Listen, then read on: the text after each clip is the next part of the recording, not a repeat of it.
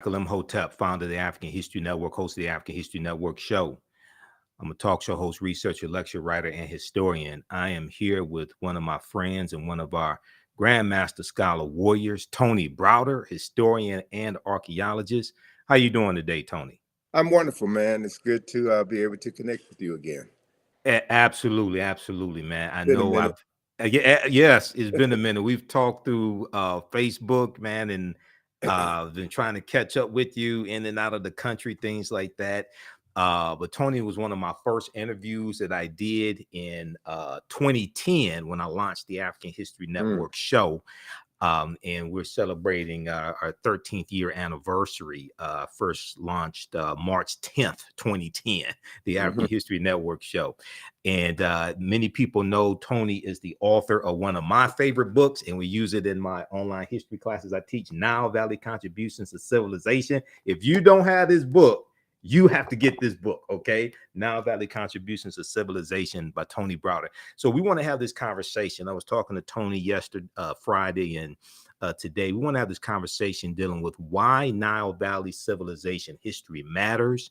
And we're going to talk about some African queens, and also with Queen Cleopatra, we're going to put this in a historical context as well. All right. So, Tony, let people know just briefly some of your historical background and some of your research.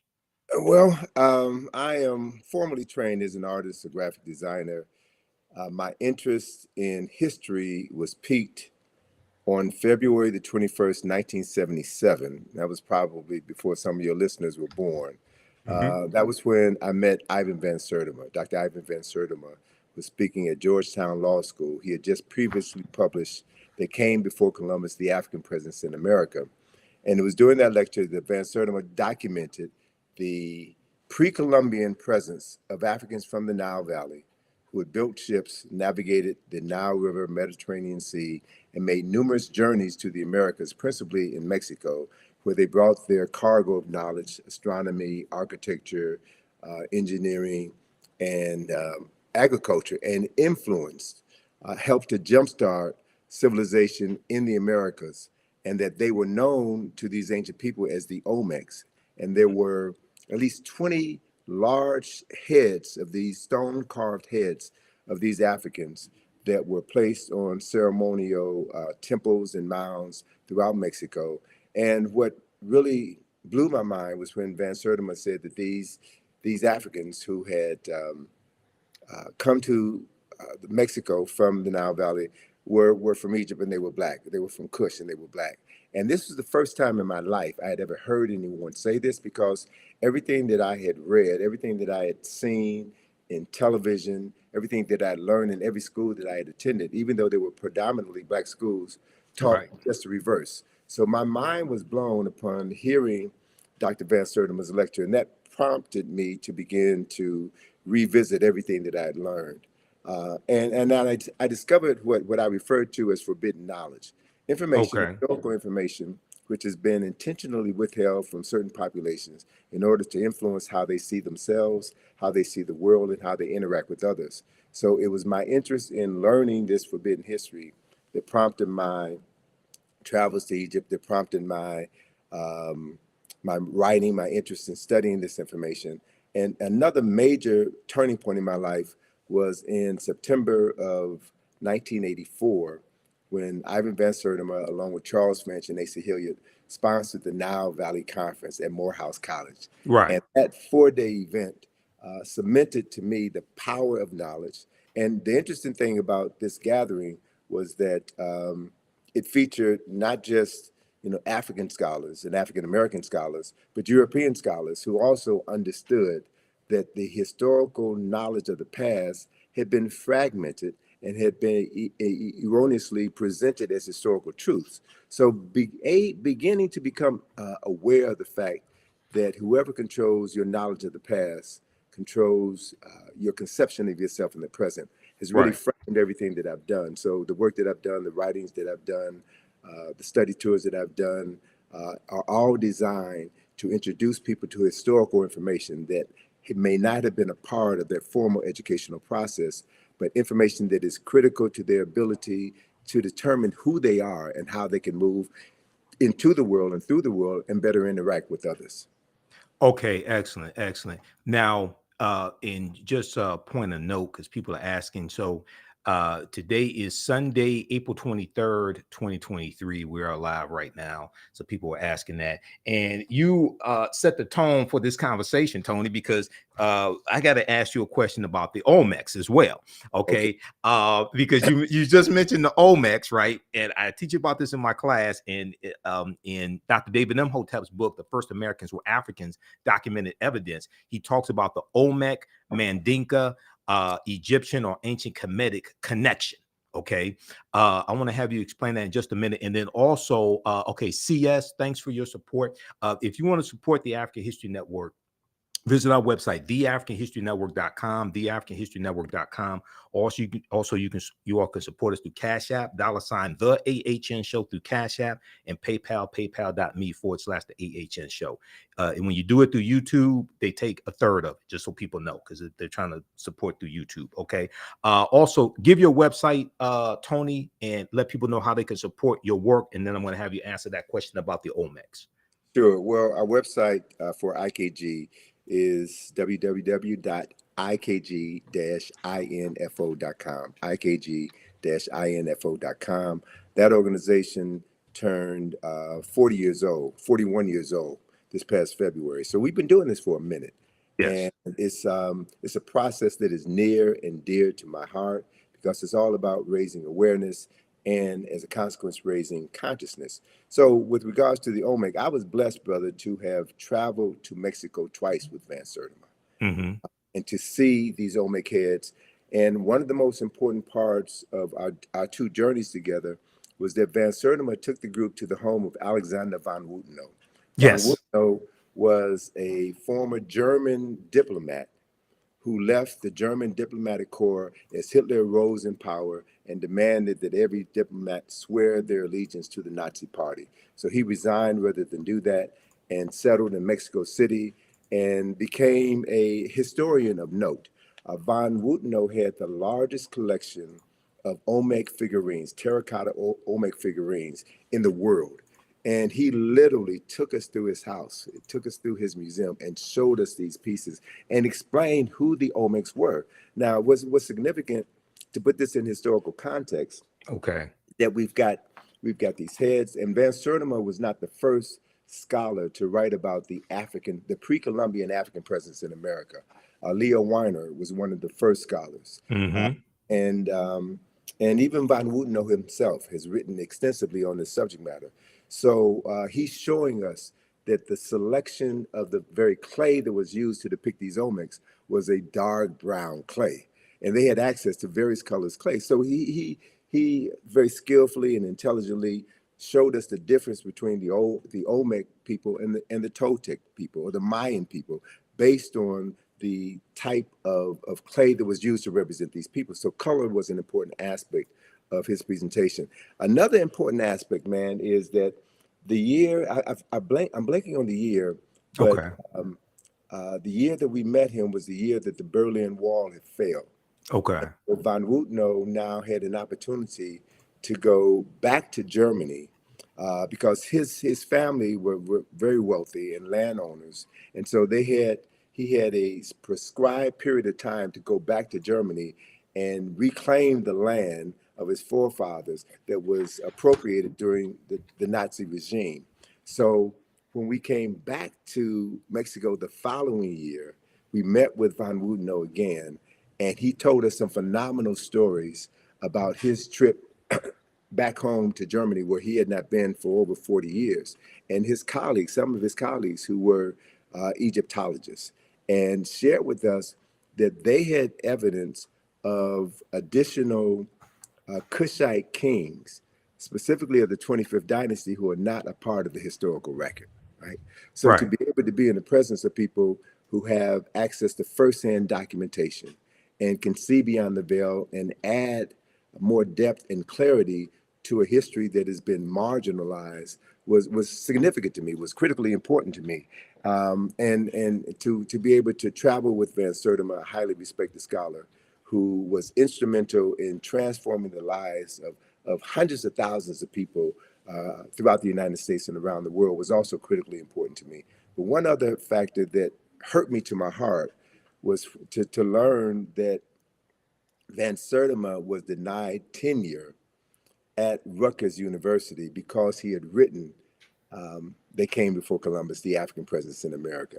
Matter of fact, Van Sertima told me that writing that book was the end of his academic career.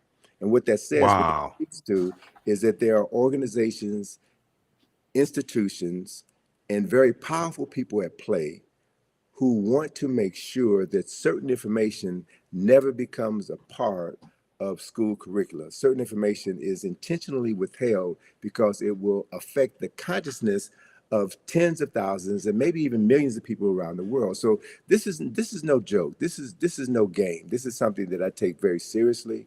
Yes, you And one do. of the things that Van Sertima taught me that I hold on to is that one should never say anything in public that you can't validate with at least 4 sources. So it's not about just popping off, just Yes. just The because you're mouth angry. poppers. The mouth No, poppers. no, You it's can't do about that. being serious, and it's about understanding that this is not a sprint. This is a marathon, Hmm. and that we have to be able to transform the consciousness of tens of millions of people who have been denied the right to read, to write, to reason, and to articulate what they know. So Right. it's about participating in an ancestral tradition that we are bound to be heartfully engaged in for the benefit of all the people who never had the opportunity to do what we're doing right now. So I take this very seriously, and I don't believe in getting caught in the fray. I'm looking Hmm. at the long game. This is a Right. marathon, not a sprint, and it's about shaping the world that our children's children are going to inhabit. I also want to share with you, if you don't mind, Go man. ahead. We talked briefly about this concept of agnotology, right? Yes. Agnotology, and there's a book by that name that was published several years ago. And the definition of agnotology will sound familiar to some of your listeners who are familiar with what you do. Okay. Agnotology is described as the study of culturally induced ignorance or doubt, particularly the publication or dissemination via the media of inaccurate or misleading scientific data and the creation of institutions to promote disinformation. All right. So Okay. And there are spell agnotology. Agnotology,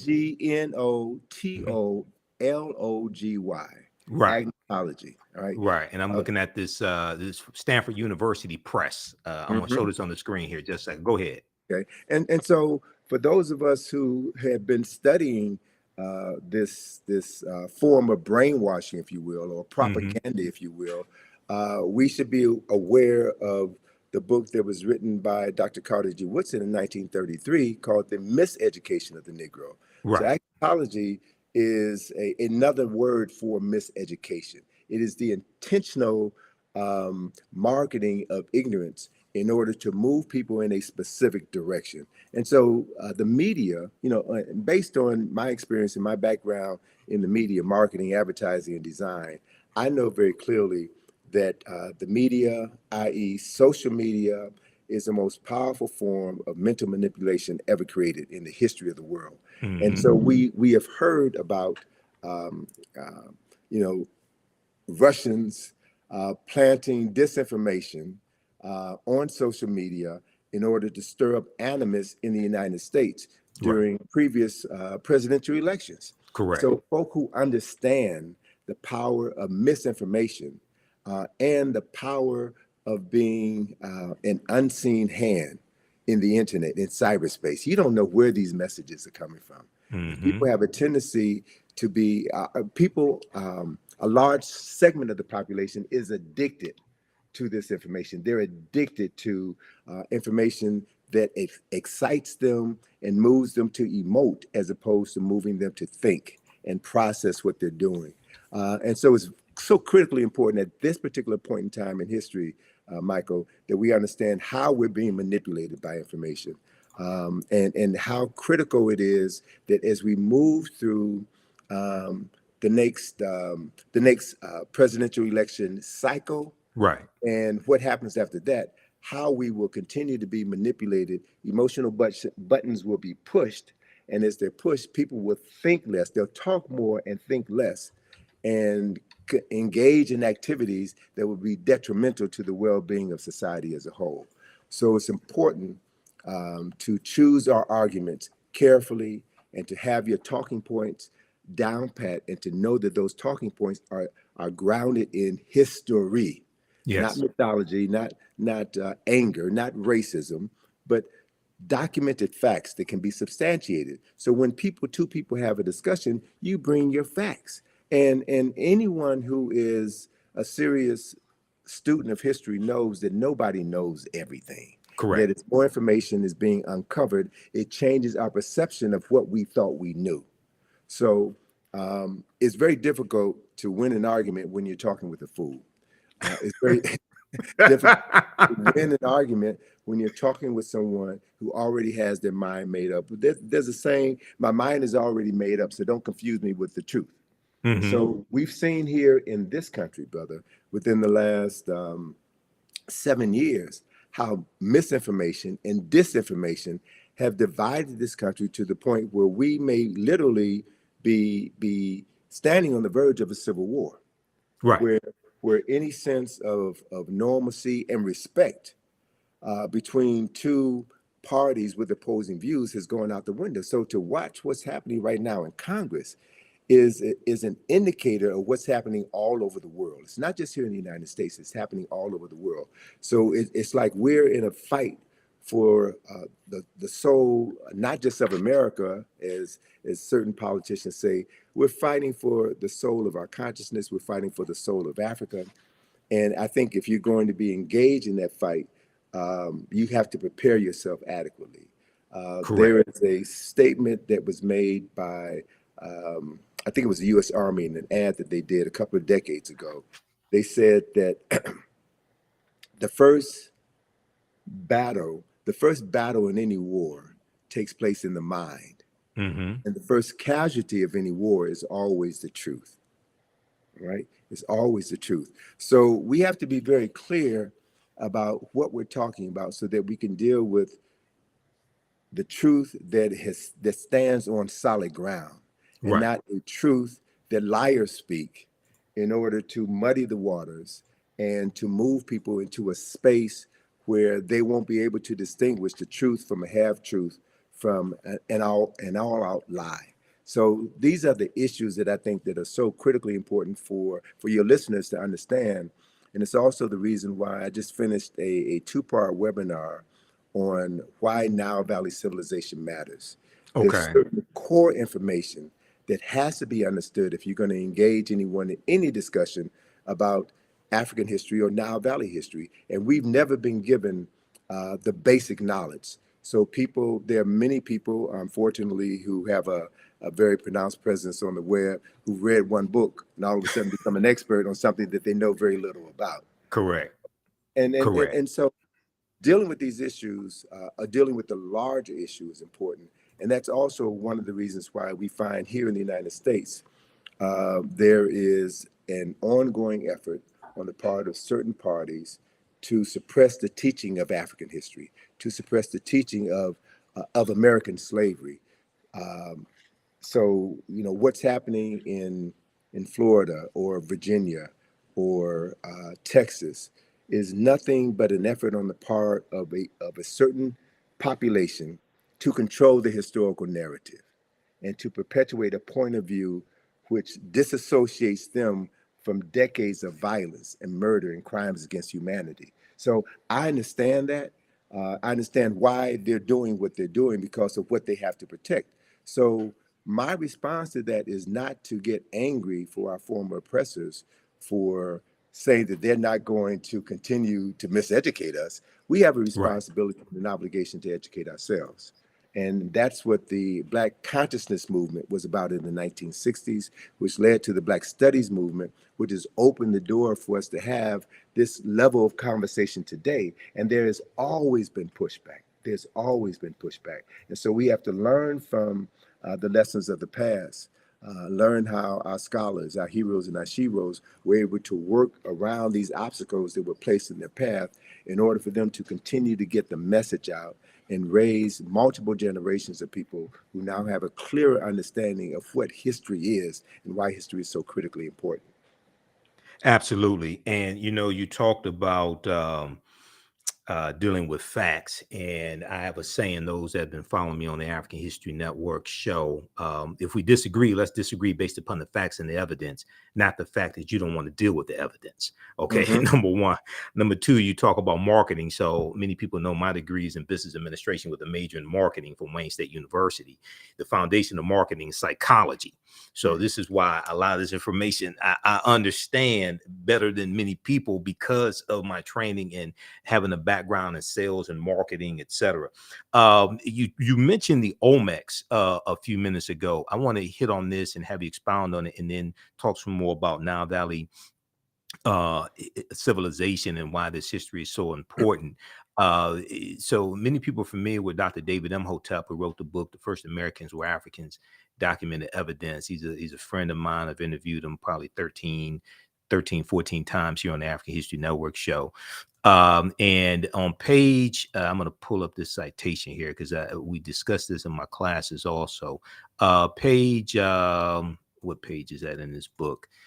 He deals with the Olmec. He talks about the Olmec connection and what you just hit on. I want you to expound on this because when we start talking about the African presence dealing with the Olmecs, we get a lot of pushback or people saying, "Oh, you're lying," things of this nature. Okay, so he deals with the. Let's pull this up here.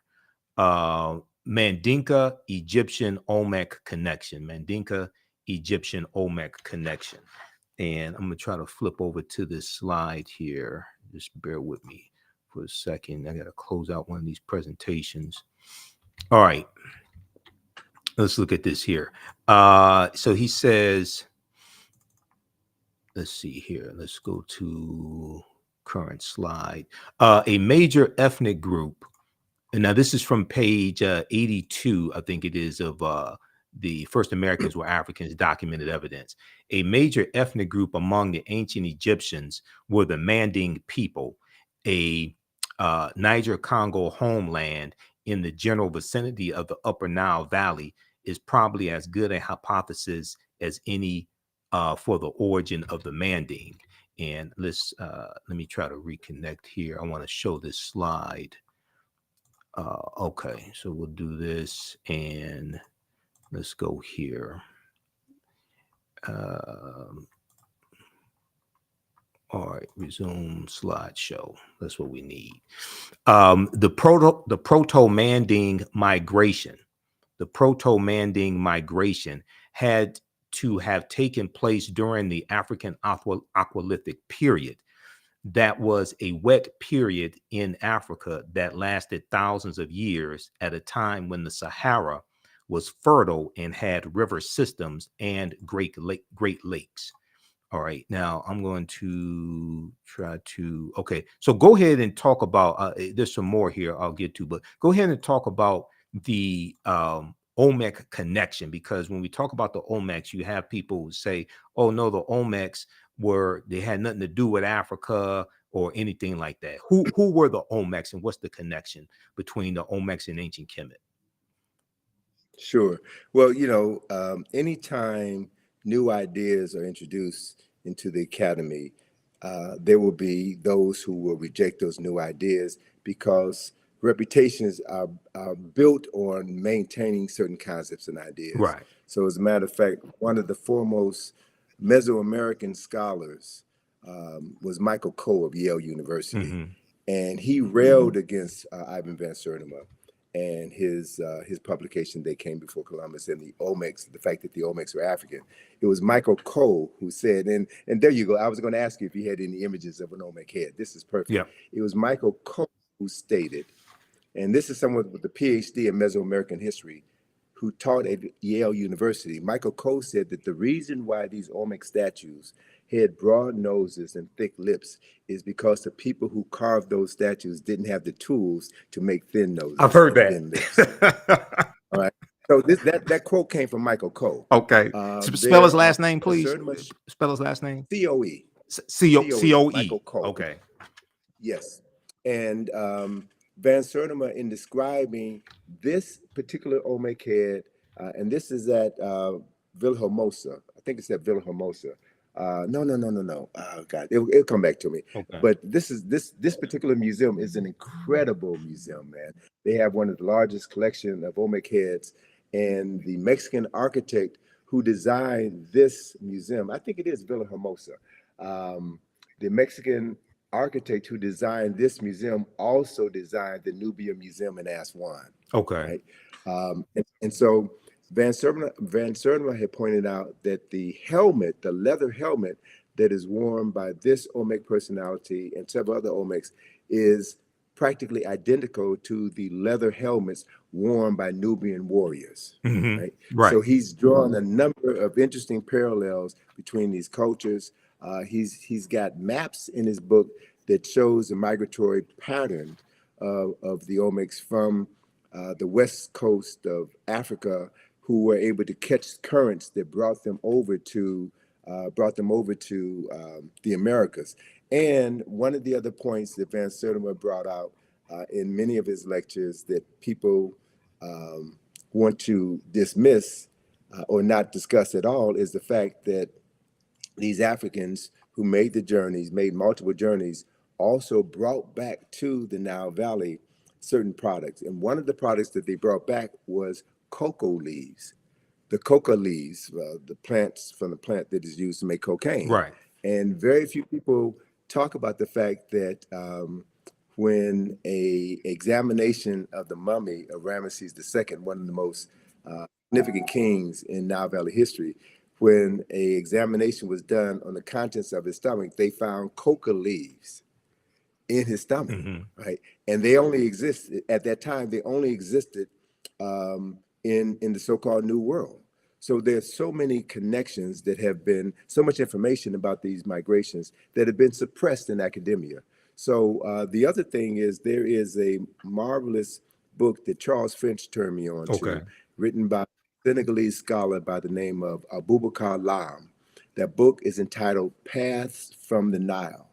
And this book documents multiple migrations from the Nile River Valley into the Niger River Valley. So David Imhotep had talked about before the desertification of the Sahara, this region of northern Africa was grassland, and you had multiple river systems that ran from east to west. And so if we begin to explore this intercontinental migration of African people from the east to the west, from the Nile Valley to the Niger River Valley, we'll begin to find that there's tons and tons of history that is waiting to be rewritten, the artifacts that are waiting to be unearthed that will add to the story of African people and the migration of African people. And the only way that that story could be told intelligently is if more people of African ancestry get interested in the subject matter and do the primary research. Right. So, you know, I hope that what I've done throughout my career has served as a model to encourage others to get involved in traveling to Africa and doing the research, documenting what you found, and helping to bring this information out of the darkness into the light. Absolutely. And you know, you talk about primary research. Professor Manu Pim, who's a friend of mine as well, he talks about primary research as well. Dr. Leonard Jeffries, Professor James Small, those are two of my teachers. Professor Kabahaya Wata Kamene, Dr. David Imhotep, they talk about the need for primary research. Okay, so this section here, this is from page 82 of the First Americans Were Africans, Documented Evidence. And as I said, Dr. David Imhotep deals with the Mandinka Egyptian Olmec connection, or the Manding. He said the Nile flowed west across the Sahara and emptied into the Atlantic Ocean during very ancient times. This would have enabled East Africans direct access to the Atlantic Ocean.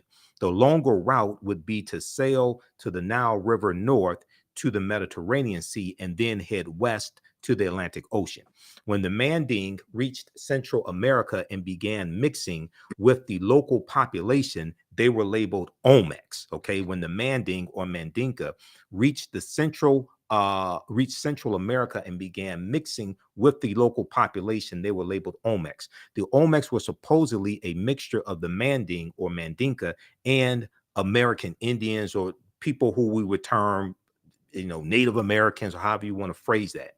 Do not forget that the Manding made up the base of the Olmecs. So the Egyptians, or the ancient Kemetic people, the Kemet II, the ancient Kemites, the Manding and the base of the Olmecs are related to each other.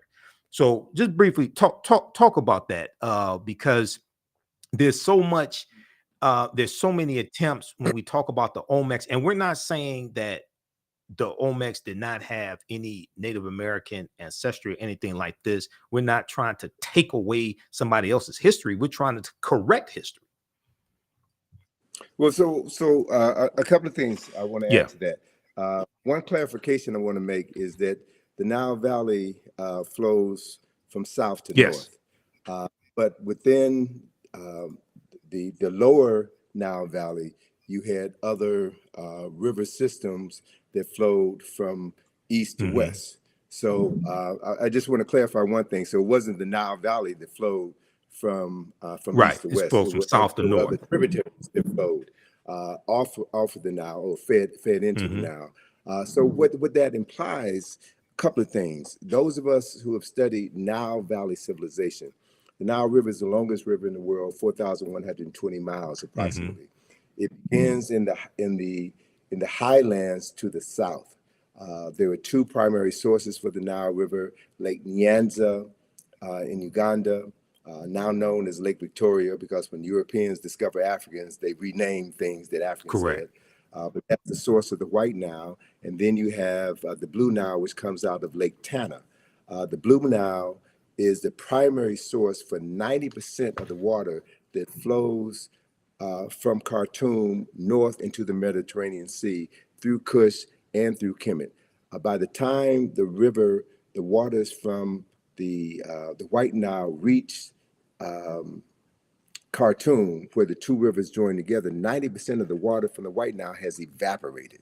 So it's not only the water from Ethiopia, but the silt in the water from Ethiopia that made the Nile Valley, the lower Nile Valley, the most fertile land on earth. So Dr. John Henry Clark refers to the Nile Valley as the world's longest and oldest cultural highway. So we know the people, products, resources, in addition to the water, flow from south to north. So when you look at the development of Nile Valley civilization, you'll find that the primary science, the primary mythology, if you will, of Nile Valley civilization came out of the south, came out of the upper Nile Valley. And I'll share this with you, and then I'll go on to finish answering your question.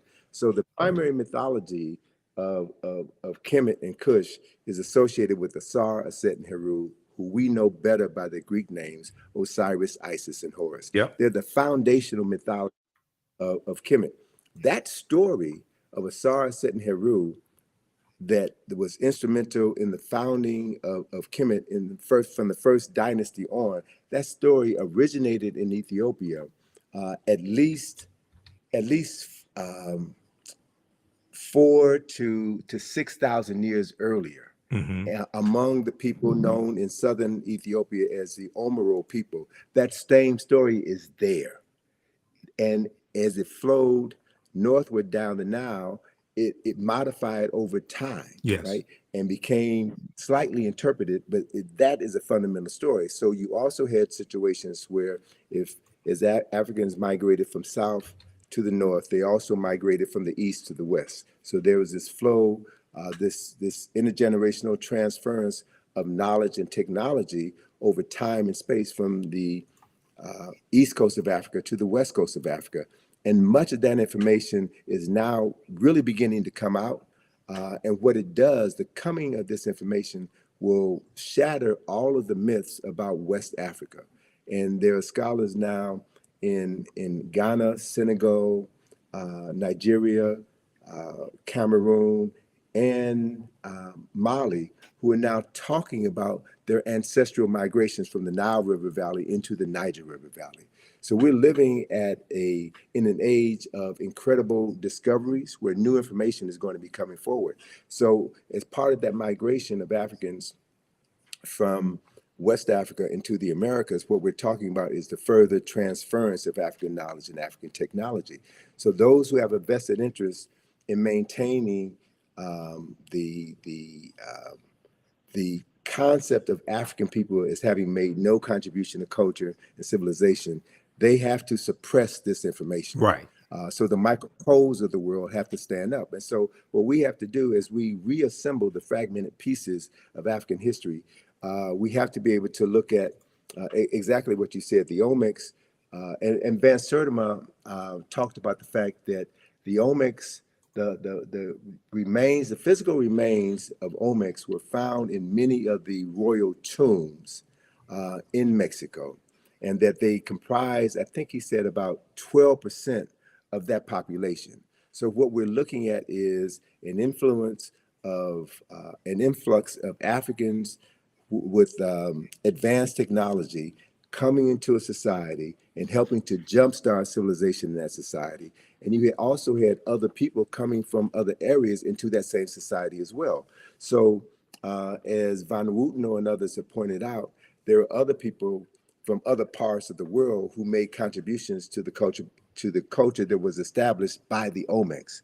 So as we now look back on approximately over 2,000 years of world history, we're trying to sift through all of this to get to the real story, right?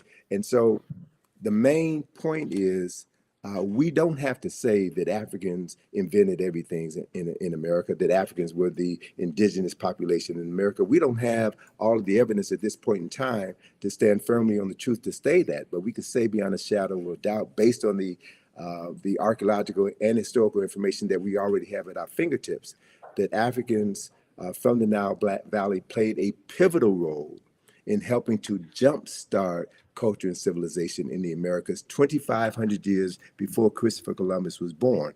That's a fact. And so again, I'm not about just talking smack just to be talking smack. We talk facts. We talk facts based on the documented evidence that we have, and we also understand that not everybody is willing to accept the truth. And so we teach the truth. We teach what we know to those who are ready to receive it. And we have to assume responsibility for doing that and not leave it to our former oppressor to teach our children, our most precious resource, teach our children information that would transform their consciousness. And with that transformation of consciousness, with them seeing themselves as people with a long documented history, as people with lives that matter, they will do what every culturally conscious person does, and that is tap into their ancestral memory. See, that's really what all of this is about, because when we look at the greater arc of human history, we have to acknowledge a fundamental fact that no people on this planet have been as marginalized as people of African ancestry have been on the continent and in the Americas. And part of that marginalization is about the usurpation of the historical memory of those people. And after the end of this process of enslavement, you still have to continue the enslavement of the mind, right? So whoever controls a person's thinking controls everything that they're able to do in their lifetime and everything that they're able to pass on to the lifetimes that will come after them. So it's a battle for the mind. It's always been a battle for the mind. And so knowing your history, going to sources, and being courageous enough to say, I don't know it all, but I'm learning. As Neely Fuller says, I'm still learning. And as we learn, we get more information, and that information buttresses what we already know, or it provides a new kernel of truth that allows us to explore another field of study that expands what we thought we knew. So this is the journey, and this to me is what this process is all about, man. And it's exciting. It's exciting to be engaged in this process. And it's also important to know that the closer you get to the truth, the more your enemies will try to suppress you. Yes. Right? That's when you know. That's when you know you're going in the right direction. So we can't allow ourselves. And I'm glad you put Dr. Jeffries up there again, because just 2 weeks ago, the powers that be came after his nephew, Hakeem Jeffries. Representative Right? Hakeem That's Jeffries. not an accident.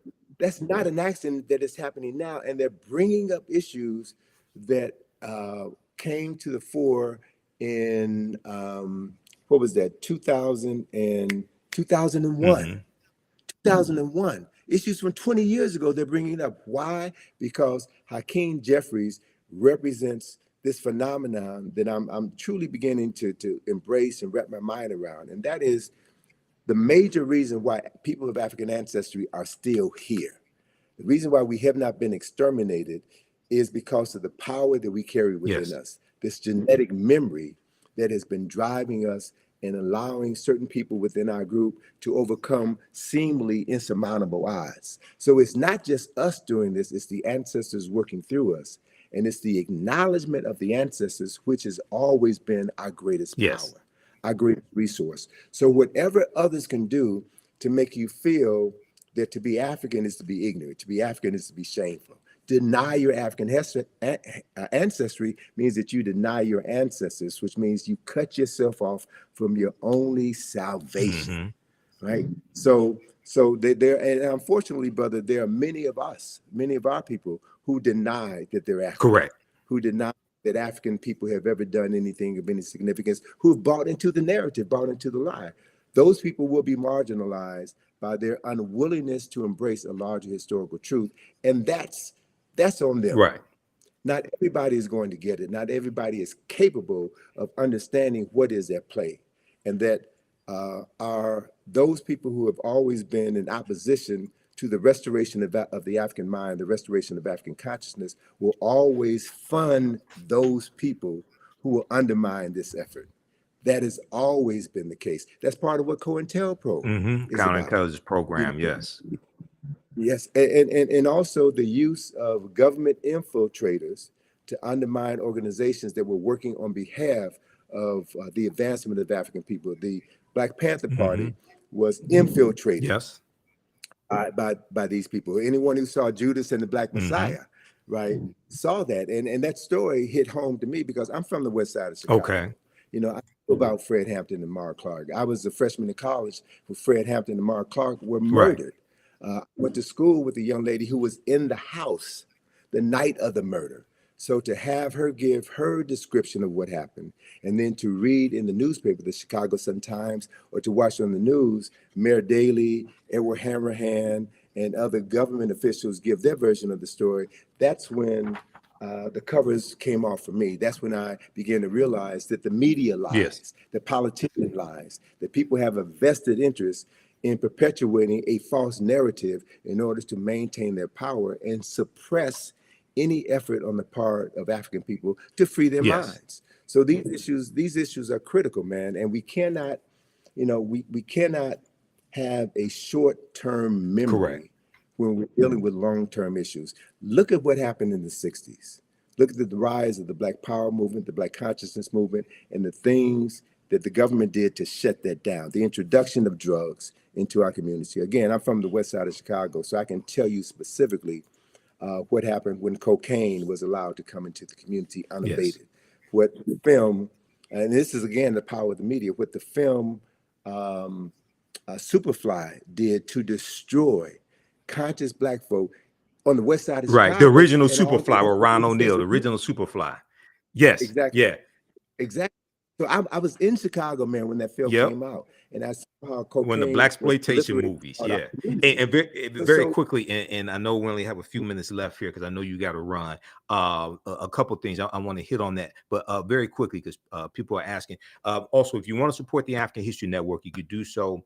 Cash App, $ the AHN show through Cash App or through PayPal, paypal.me/the AHN show. We have the links on our website, theafricanhistorynetwork.com. theafricanhistorynetwork.com. I put the links there because some people have set up fake African History Network Cash App accounts and they've been stealing money from us. Okay. So we have the actual links there. You can click on it to support Tony Browder and the work that he and his daughter Atlantis Browder do. Okay. Go to ikg-info.com, ikg-info.com. You mentioned Superfly, and I want to talk about that for just a quick minute, and then have you connect Nile Valley civilization and history to Queen Cleopatra, put it in a historical correct context. Okay, we're not going to let that dominate the conversation.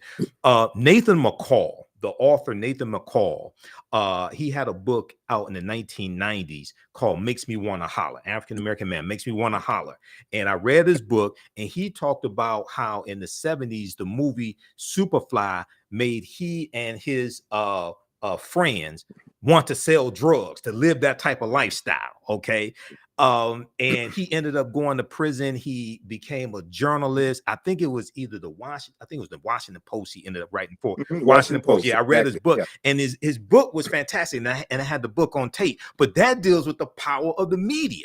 Okay. And Dr. Leonard Jeffries has talked about previously how those blaxploitation movies, not all of them, there were some good movies, but how some of those movies showed us in the worst light and promoted drug usage, pimping, selling drugs, things of this nature. And white people profited off of these degrading images of African Americans.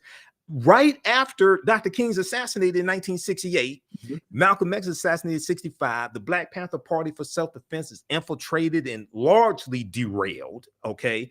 And then you have these movies. So we got to understand that chronology. Connect the Nile Valley civilization history to putting Queen Cleopatra VII in the correct historical context, please. Great. So the perfect example I can give you is the work of Dr. Asa G. Hilliard III, who established a framework for understanding Nile Valley civilization. And he divided Nile Valley civilization into 4 golden ages.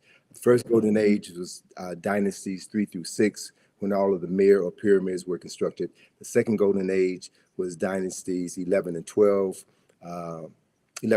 when all of the great literature, the philosophical literature, the scientific literature, the moral literature for the nation was established during that period of time.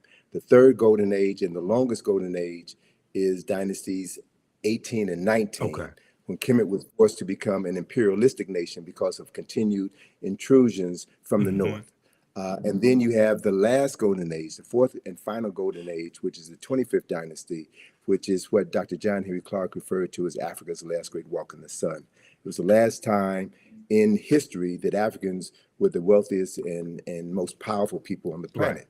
So if you understand that framework, then after the 25th dynasty, and there were 30 dynasties in the history of dynastic Egypt, Kemet civilization fell in 332 BC with the advent of Alexander of Macedonia conquering Kemet and turning Kemet into Egypt. Egypt is a Greek word. Pyramid is a Egypt is a Greek word.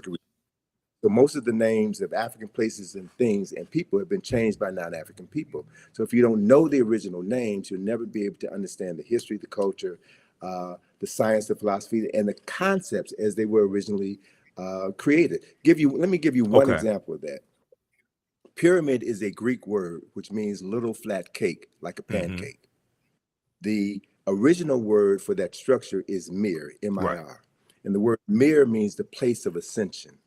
So mir, there are no bodies buried in any pyramids of mir in the entire Nile Valley. None, zero. So anytime anybody tells you that the pyramids were tombs, that is a lie, whether it's an intentional lie or unintentional lie based on ignorance.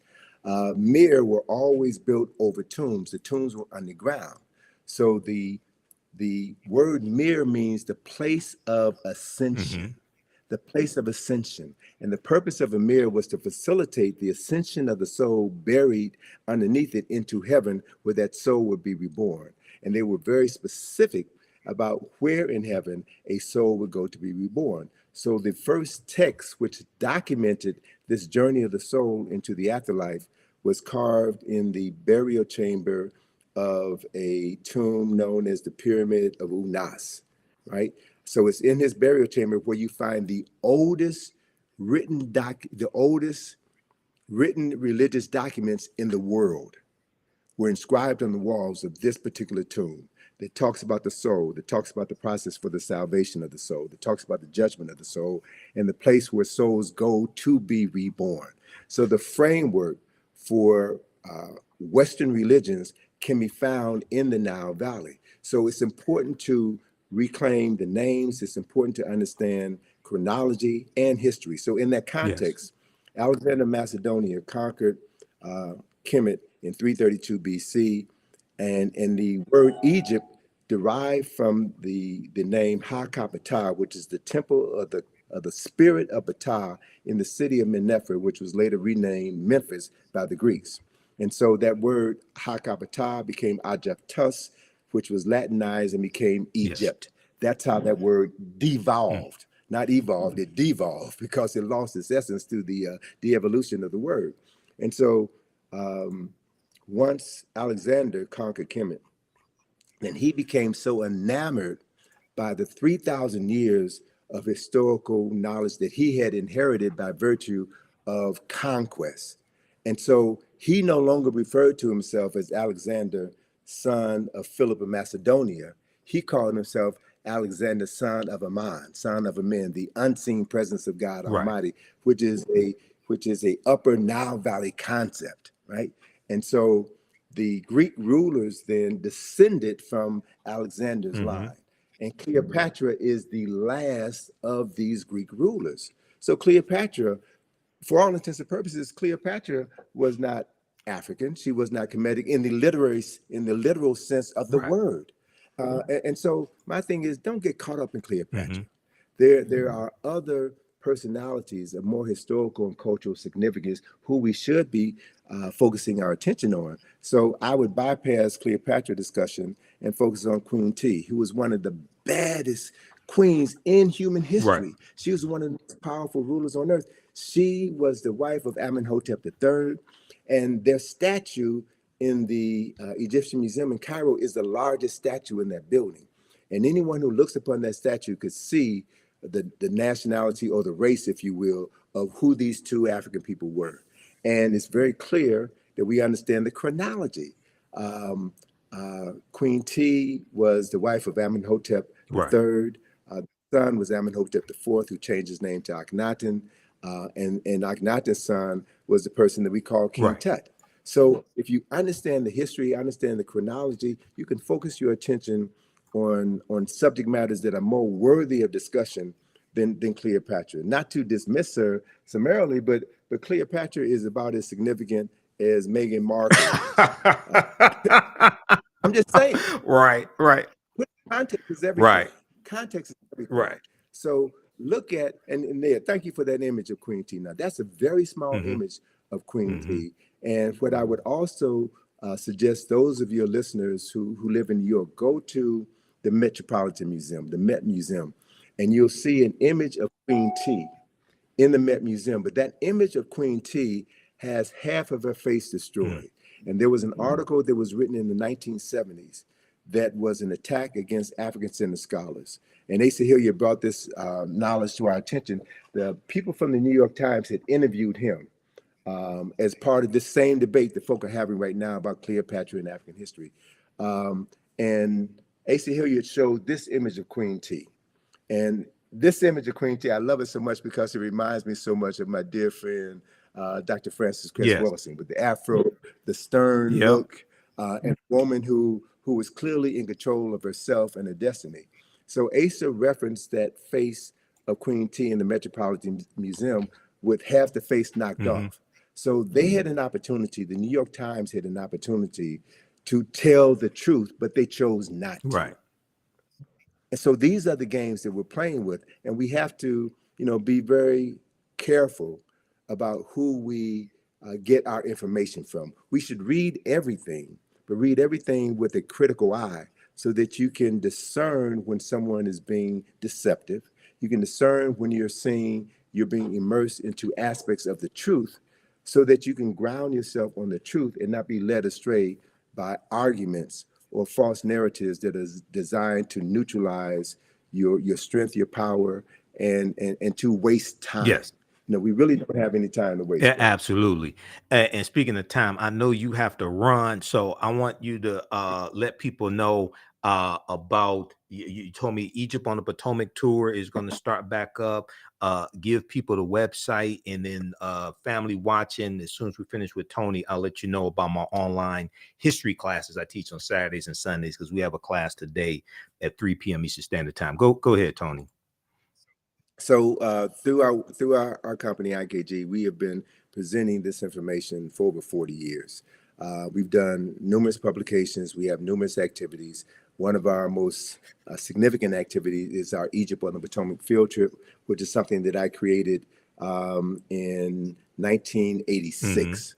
So Egypt on the Potomac is designed to show people the Egyptian presence, the Kemetic presence in Washington, Right. D.C. And I've done research. We've been doing this for well over 30 years, and no one has ever challenged me based on the information that we put forward to show that America's founding fathers chose examples from the Nile Valley, from Kush and Kemet, in order to establish the foundation for what has become the capital of the wealthiest, most powerful nation in human history. So that activity has been curtailed for the past 3 years because of COVID. But beginning on May the 6th, we will have our regular 3-hour bus field trip of Washington, D.C., where we will take you through locations, various locations throughout the city, and explain the architectural, the symbolic, and the mythological elements of Nile Valley civilization, which have literally been hidden in plain sight. We connect the dots, and we empower people with the ability to see their history and use that history to transform their consciousness. So anyone can go to our website, ikg-info.com. We also have another project that we're going to be unveiling at the Thurgood Marshall Center, where we're based in DC. It's the John Henry Clark Enhanced History Project.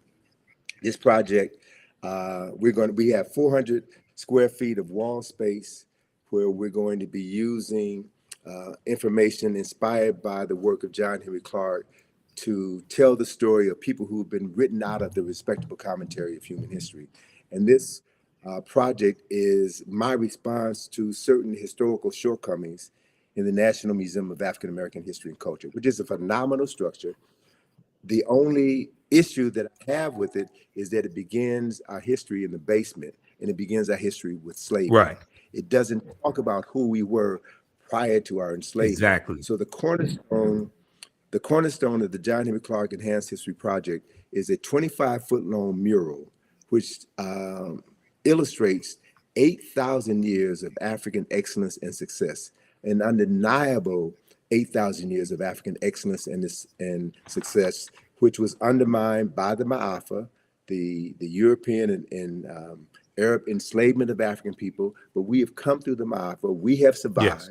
And through the work that you're doing, through the work that others are doing, we are doing our best to bring forbidden knowledge into the community that needs the knowledge the most, so that they can transform their consciousness and create a world that is worthy of their children and their children's children's inheriting, based on accessing ancestral knowledge and recreating the genius that we were born with. So that's the process, man. And let me just, in closing, let me just share that my good colleague, Charles French, has a new book coming out next month.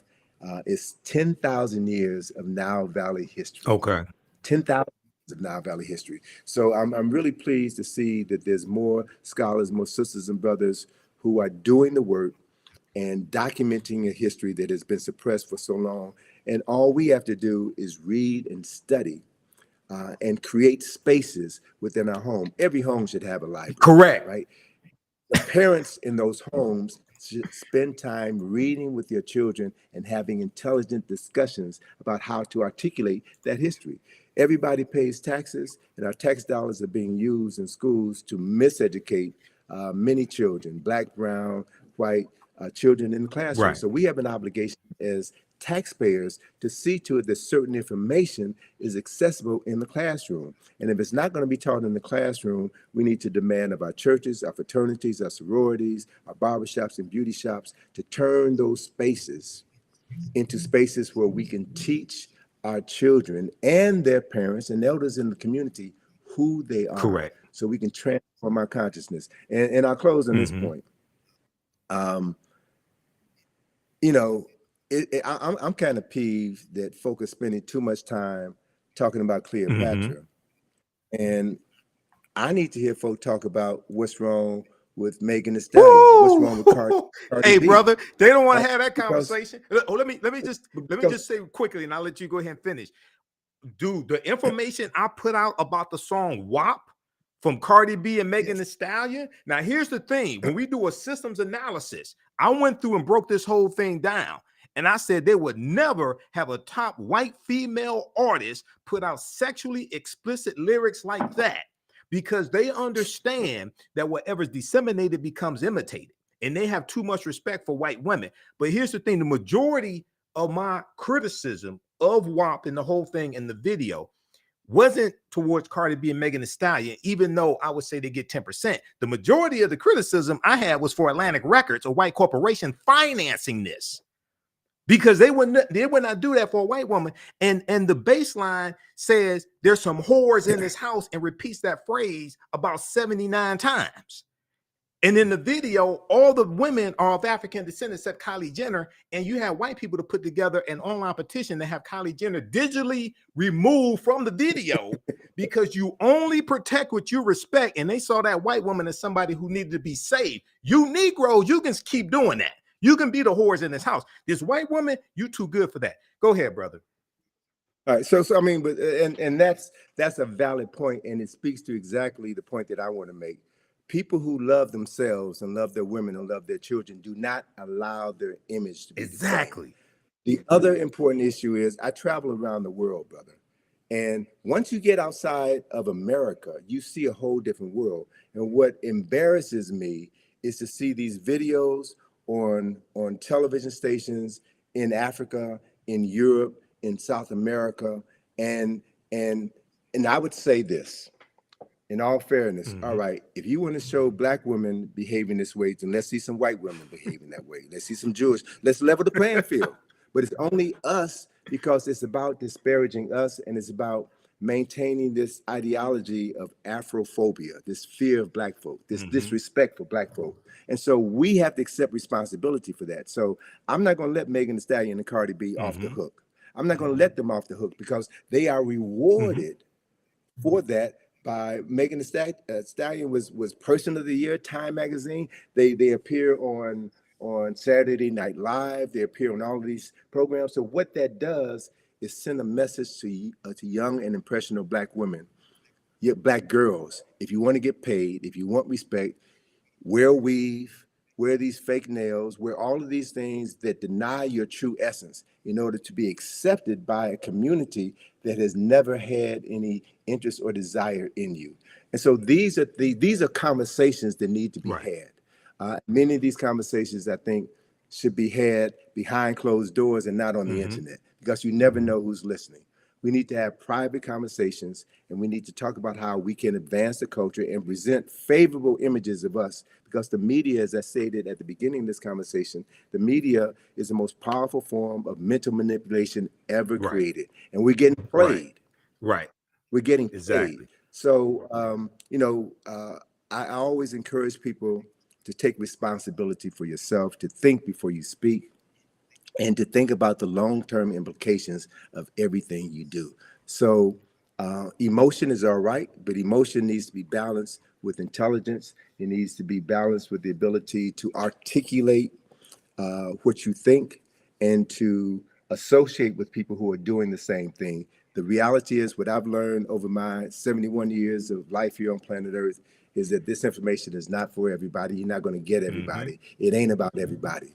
It's about moving and working with those people who are willing to learn, willing to commit themselves to something greater than their own individual and selfish interests. It's about building for future generations. So that process is happening, brothers. I'm encountering more younger sisters and brothers. When I say younger, I mean folk in their 20s, 30s, and Okay. 40s who are finally getting it, who are thirsty, who want this information. These are the people that we need to be focusing on. We need to help frame the historical understanding of topics so that they don't get sidetracked by these games, by these traps that are set up just to waste their Right. time, but stay focused like a laser, do the work, love Yes. yourself, right? And demonstrate that love and how you interact with other people who look like you, and build something tangible together that is going to outlive you, something tangible that can be passed on to future generations. And if you can do that, man, if you can do that throughout your lifetime, then we can say that the day will come when our ancestors will return and have bodies to use that will allow them to create heaven on earth once again. Yes. It doesn't make sense to me, and I keep saying I'm going to close on this, but Hey, just take your time, man. I know you got something to do after this, but take your time. I'm not rushing you. Okay. it doesn't make sense for me personally to talk about your ancestors were kings and queens if you're acting like fools and Exactly. jokers, right? Yep. And the other reality is that less than 0.1% of any nation's rulers were kings and queens. The vast majority of people were ministers and prime ministers, were scholars, were researchers, were scientists, were astronomers, were physicians, were healers, were masons, were architects and engineers. They are the people who made the Right. nation. The king or queen was just a Right. figurehead. I want to redirect the conversation. I want to redirect the focus on something that is practical. It's just like saying, you want to be president of the United States. Anybody with any sense knows the president of the United States does not run the United States, right? And so it's the people who comprise this country who make this country what it is. And we know, people of African ancestry should understand very clearly that it was our ancestors and their free labor that helped to make this country the wealthiest and most powerful nation in human history. So we have an obligation as descendants of enslaved people who survived the Ma'afa. We have an obligation and a responsibility to use the resources that we have access here in this country to educate ourselves, Yep. right? Because what we know shapes the consciousness of African people all around the world. We talked earlier about the Black consciousness movement in the 1960s, and the powers that be saw how the Black Power movement influenced Steve Biko in South Africa. And he replicated a similar movement. It was happening in other parts of Africa as well. So the colonizers had to shut that down. And you shut that down by introducing films that divert our attention and have us praising drug dealers and ungodly behavior. And that then becomes the framework with which we see our future. So if we use this technology properly, we have the opportunity to access millions of minds in a matter of minutes and introduce a new narrative. That's what this opposition is all about. Yes. Shutting down the conversation, shutting down the power. So don't give your power away. You are the most important commodity that you'll ever possess. Free your mind, model how free people, free men and women are supposed to speak, communicate, and move through the planet. Work with other people of like minds so that you can build something that will last for eternity. And as we do that, we will make our ancestors proud. And we then will be the vehicles through which they would do their best work. Why? Because they did it in the past, and we have the capacity to replicate it right now. That's what this whole journey is all about. Absolutely. And up on the screen, I have the famous quote by Bantu Stephen Biko: "The most potent weapon in the hands of the oppressor is the mind of the oppressed." So we have to take our minds back. This is what Dr. Carter G. Woodson was telling us in his work, not just in the Miseducation of the Negro in 1933, but the work he did with Association for the Study of African American Life and History of SALA, which he co-founded September 9th, 1915. So, all right, excellent. We got to bring you back, Tony. I know you got to run. We have to bring you back.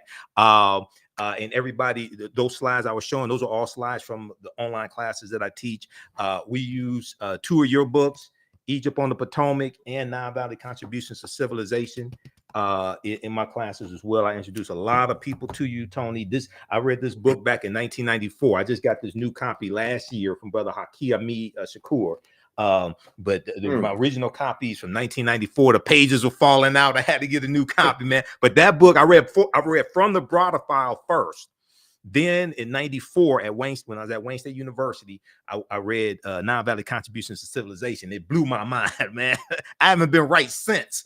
Okay, it corrected my mind. Right. You have been right. It corrected my mind, man, but it blew me away, brother. So you got to write. This is volume 1, man. You got to write volume 2. You got about 20 volumes in you, brother, man.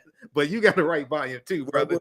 Well, brother, that's one of the reasons why I need to use the time that I have left to redirect my energies. I've got a ton of information that I need to get out. Yes. And so I'm going to be focusing on doing more writing and continuing to push my daughter out, because what I have established is a legacy that she's going to continue.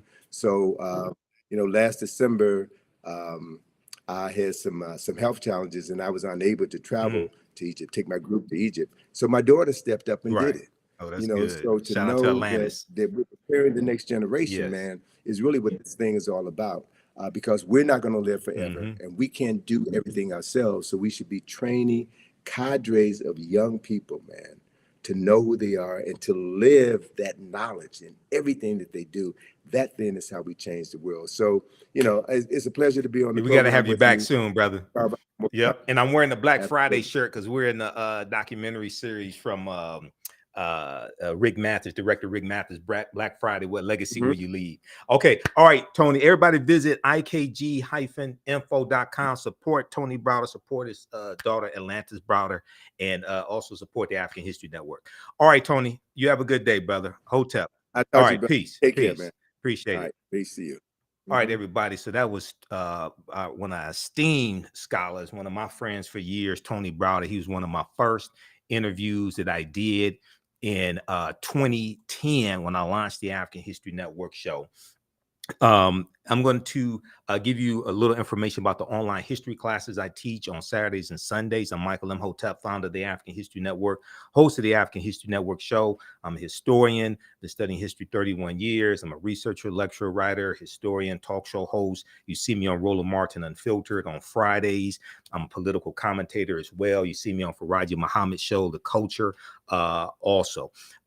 You can support us, $, the AHN show through Cash App, and also through PayPal, paypal.me/the AHN show. Visit our website, theafricanhistorynetwork.com, theafricanhistorynetwork.com, or africanhistorynetwork.com. It'll redirect you to our new website because I just bought back my domain name, africanhistorynetwork.com. We lost it, and I just bought it back. So okay, let me see.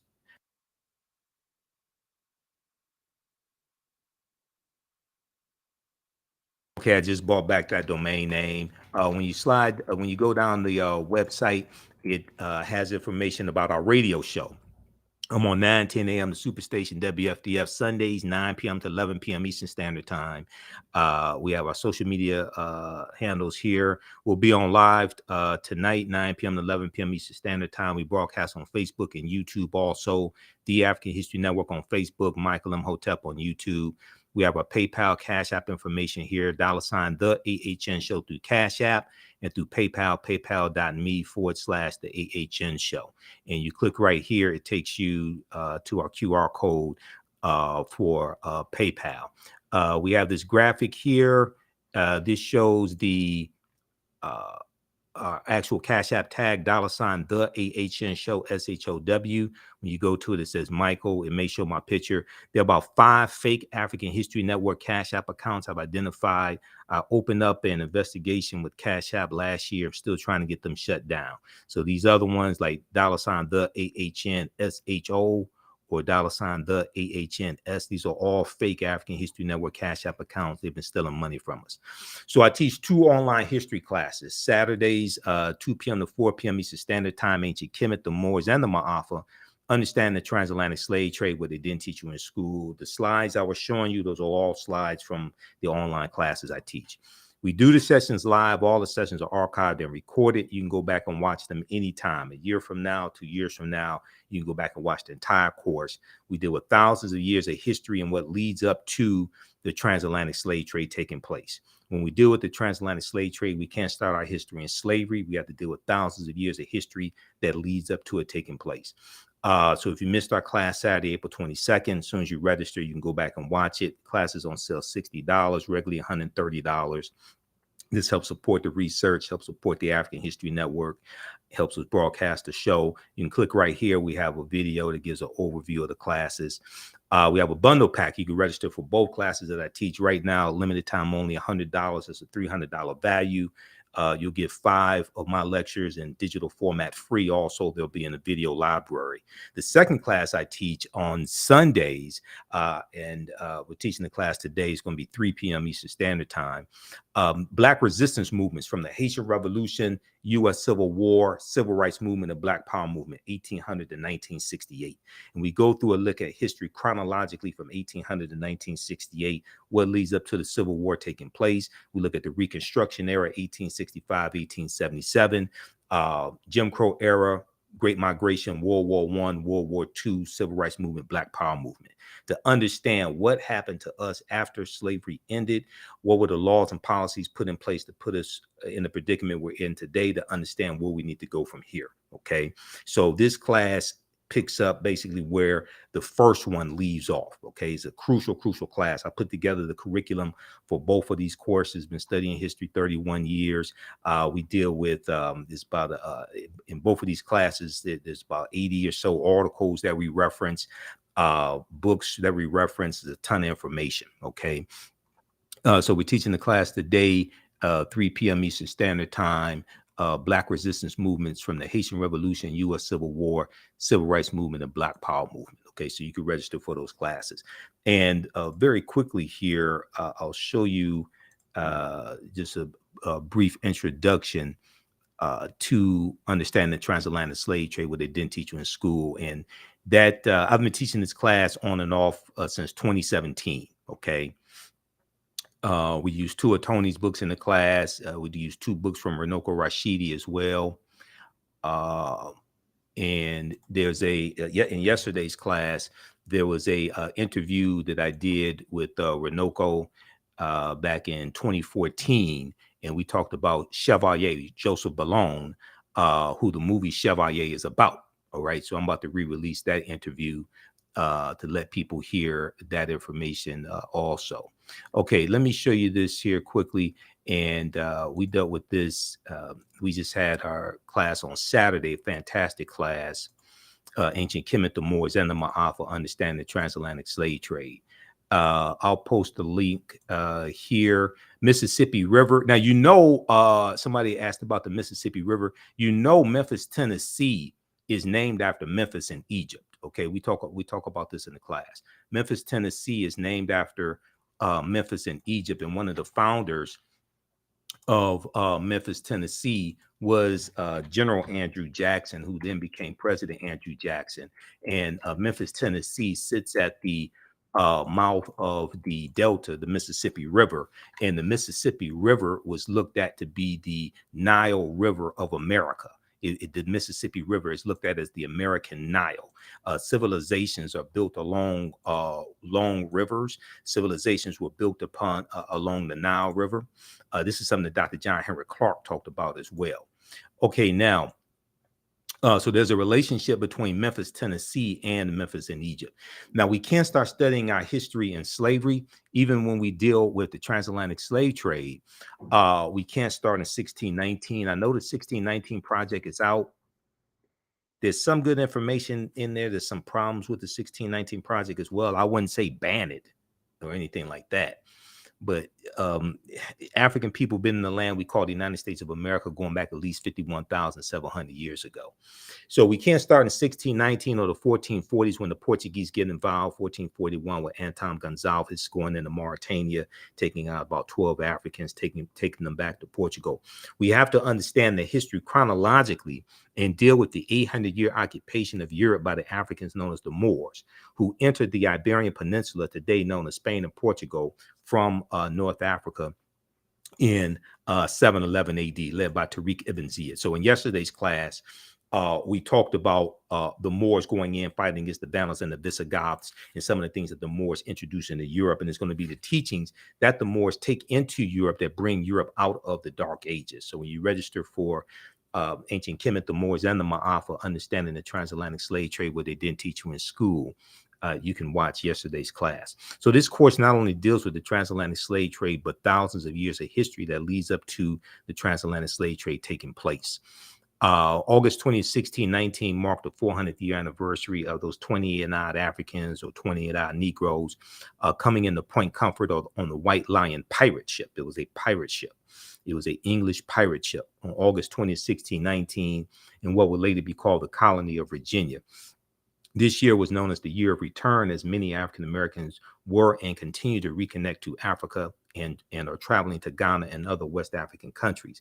When we discuss the transatlantic slave trade, we have to first understand that African people are the original people of North, Central, and South America and have been in the land we call the United States of America at least 51,700 years. So as we talked about with Tony, Dr. David Imhotep, the first Americans were Africans, documented evidence, his book. His second book came out in October of 2021. The first Americans were Africans, revised and expanded.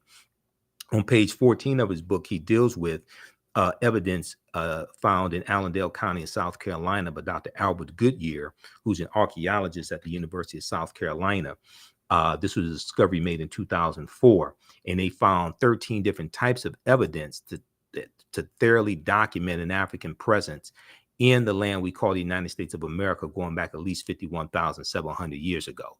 They found artifacts, architecture, campsites, carvings, Egyptian writings, footprints in lava, genetic M174D haploid groups dealing with DNA and genetics, linguistics, paintings, skulls, skeletons, structures, and tools. They found 13 different types of evidence. This is why we can't start our history in slavery. The original people of the land that we call the United States of America were African people. Okay, these were the Khoisan. The Khoisan have the oldest DNA on the planet. They come from Southern Africa. They're the ancestors to the Ainu and the Twa, the short-statured Africans. All right. Now here's a picture of Dr. Albert Goodyear. He's a white archaeologist at the University of South Carolina. This is an article from ScienceDaily.com that came out November 18, 2004. The name of this article is called New Evidence Puts Man in North America 50,000 Years Ago. New Evidence Puts Man in North America 50,000 years ago. The article is still there. You can go read it yourself. You can go research it yourself, okay? Radiocarbon tests of carbonized plant remains were where artifacts were unearthed last May along the Savannah River in Allendale County by University of South Carolina archaeologist Dr. Albert Goodyear indicate that the sediments containing these artifacts are at least 50,000 years old, meaning that humans inhabited North America long before the last ice age. Okay, now who were these humans? Were these brown-skinned Caucasians? Were these Europeans? Were these Asians? 51,700 years ago. Who were these people? There were no Europeans on the planet 51,700 years ago. There were no Asians. Okay. Who are these people? The people who we call Native Americans, they didn't exist 51,700 years ago. These were the Khoisan. Now, in October 2012, genetic study published in Science magazine found that the Khoisan in Southern Africa are the oldest ethnic group of modern humans, with their ancestral line originating about 100,000 years ago. The Khoisan, formerly called by the derogatory term Bushmen, are genetically unique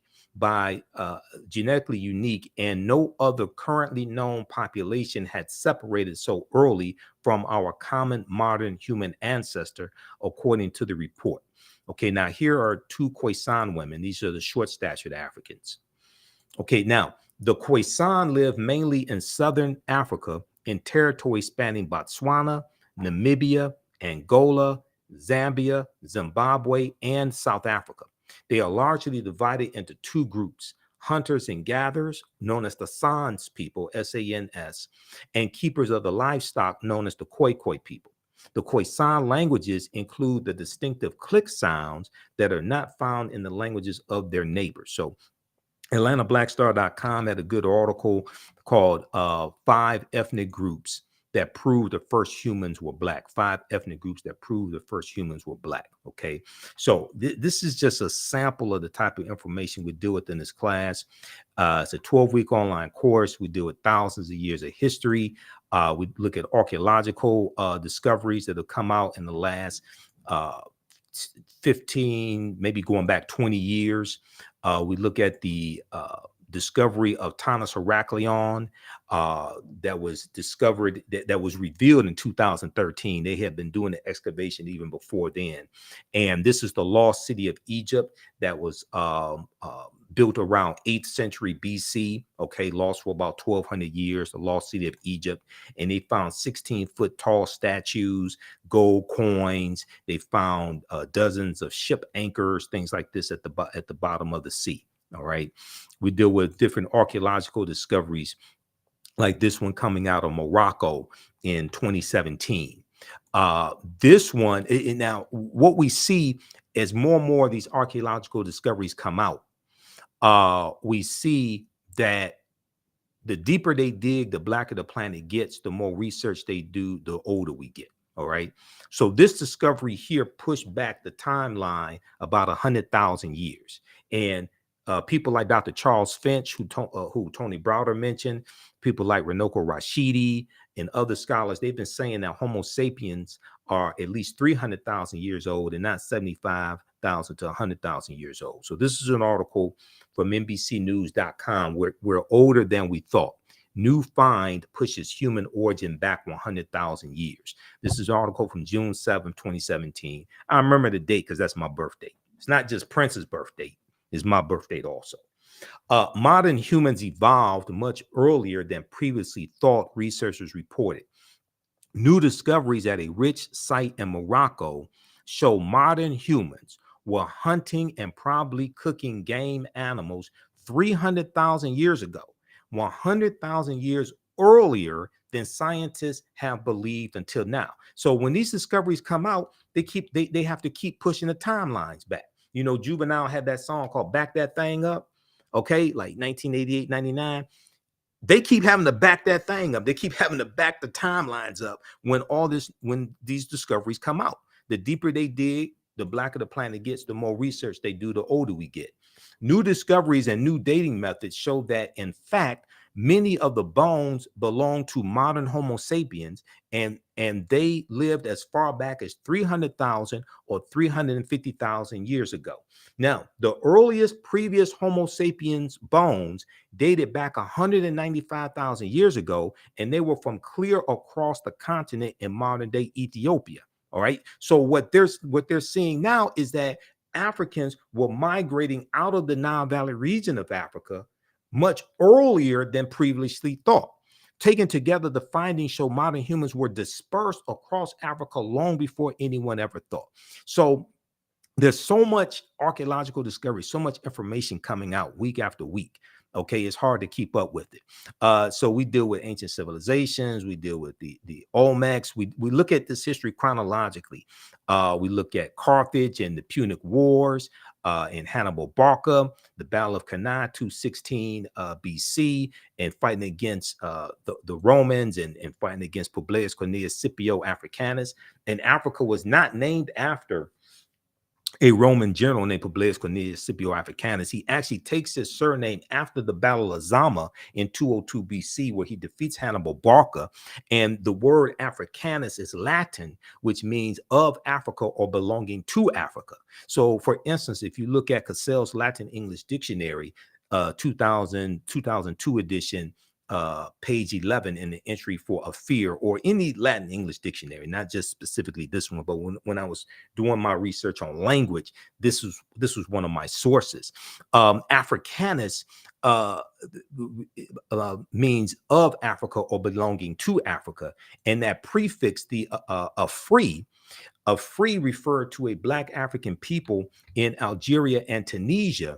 And we know that Tunisia, that region of Tunisia was historically called Carthage, where the Carthaginians were. The Carthaginians are descendants of the Phoenicians. The Phoenicians are descendants of a larger group of Africans known as the Garamantes.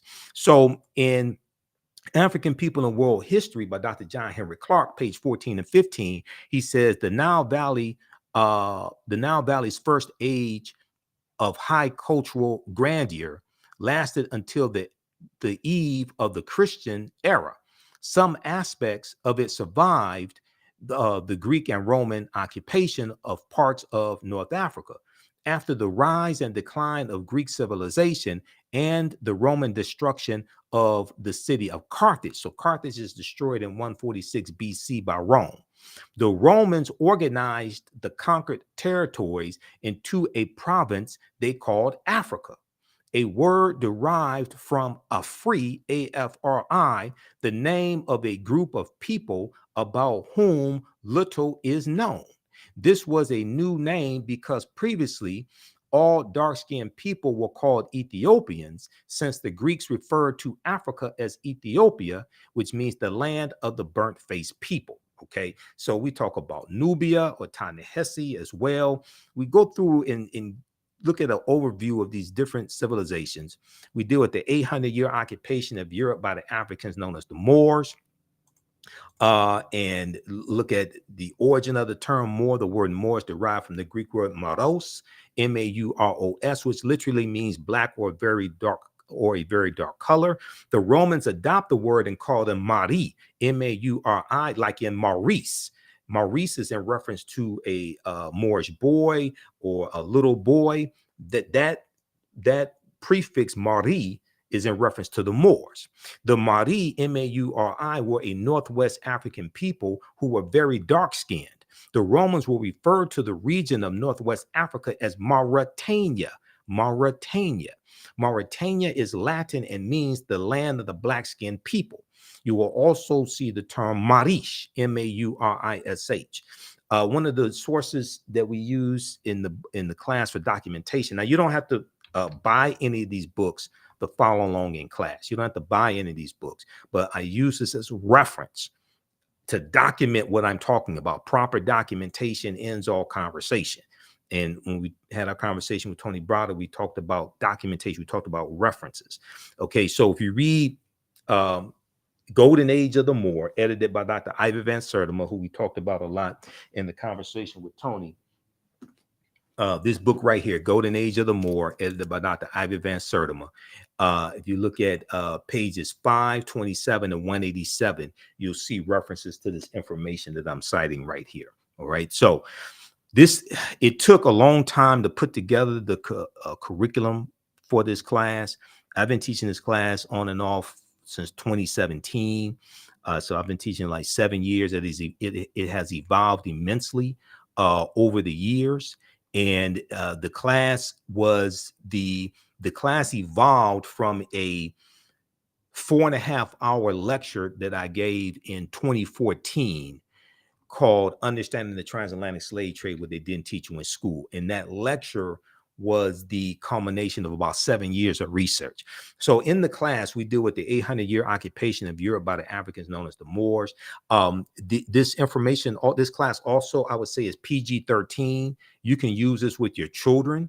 And once again, once you register for the class, your access to the course does not end when the course ends. So a year from now, 2 years from now, you can go back and watch the entire class. Is on demand, so you'll have full access to it. We look at shocking archaeological discoveries that are causing experts to rethink everything. We look at how insurance companies took out insurance policies on slave ships and enslaved Africans on the plantations. We look at Freemasonry, America and the Founding Fathers, origins of the term America and Africa. We look at what is the transatlantic slave trade? What were some of the events that led up to the transatlantic slave trade starting? What role did Christopher Columbus play? A lot of people want to avoid talking about Christopher Columbus. You have to talk about Columbus because Columbus is central to the expansion of the transatlantic slave trade. He wasn't the only person, but Columbus is critical in understanding the expansion of the transatlantic slave trade and where he went on his 4 voyages. Okay. When did Africans first come to the U.S. as enslaved African people? We'll deal with that as well, because this was before 1619. And even in 1619, most of what we know about August 20, 1619 is incorrect, because codified slave laws did not exist in the 13 colonies in 1619. Those Africans are put into a form of indentured servitude, and they're released after something like about 5 to 7 years. Okay, codified slave laws first come to the colony of Maryland in 1641. Okay, this article right here. So when you see me like on Roland Martin Unfiltered, and you see me on Faraji's show, The Culture, on Roland Martin's network, the Black Star Network, and you see me break down this history, the reason why I'm able to do this is because of the extensive research that I do. Okay, this ain't a game. And as Tony said, like, I got 2 huge stacks of articles. This is half of 1 stack of the articles I had next to me. So I have like thousands of articles printed up here in the office. This is continuous research. This is not a game. All right. This is a historical marker at Fort Monroe, and it notes the in Virginia, and it notes the arrival of the first Africans in Virginia. Okay, this comes from a critical article from VirginiaMercury.com, August 11th, 2019. The name of this article is "Much of what we've been told about Virginia's 1619 first Africans is wrong." Much of what we've been told about Virginia's 1619 first Africans is wrong.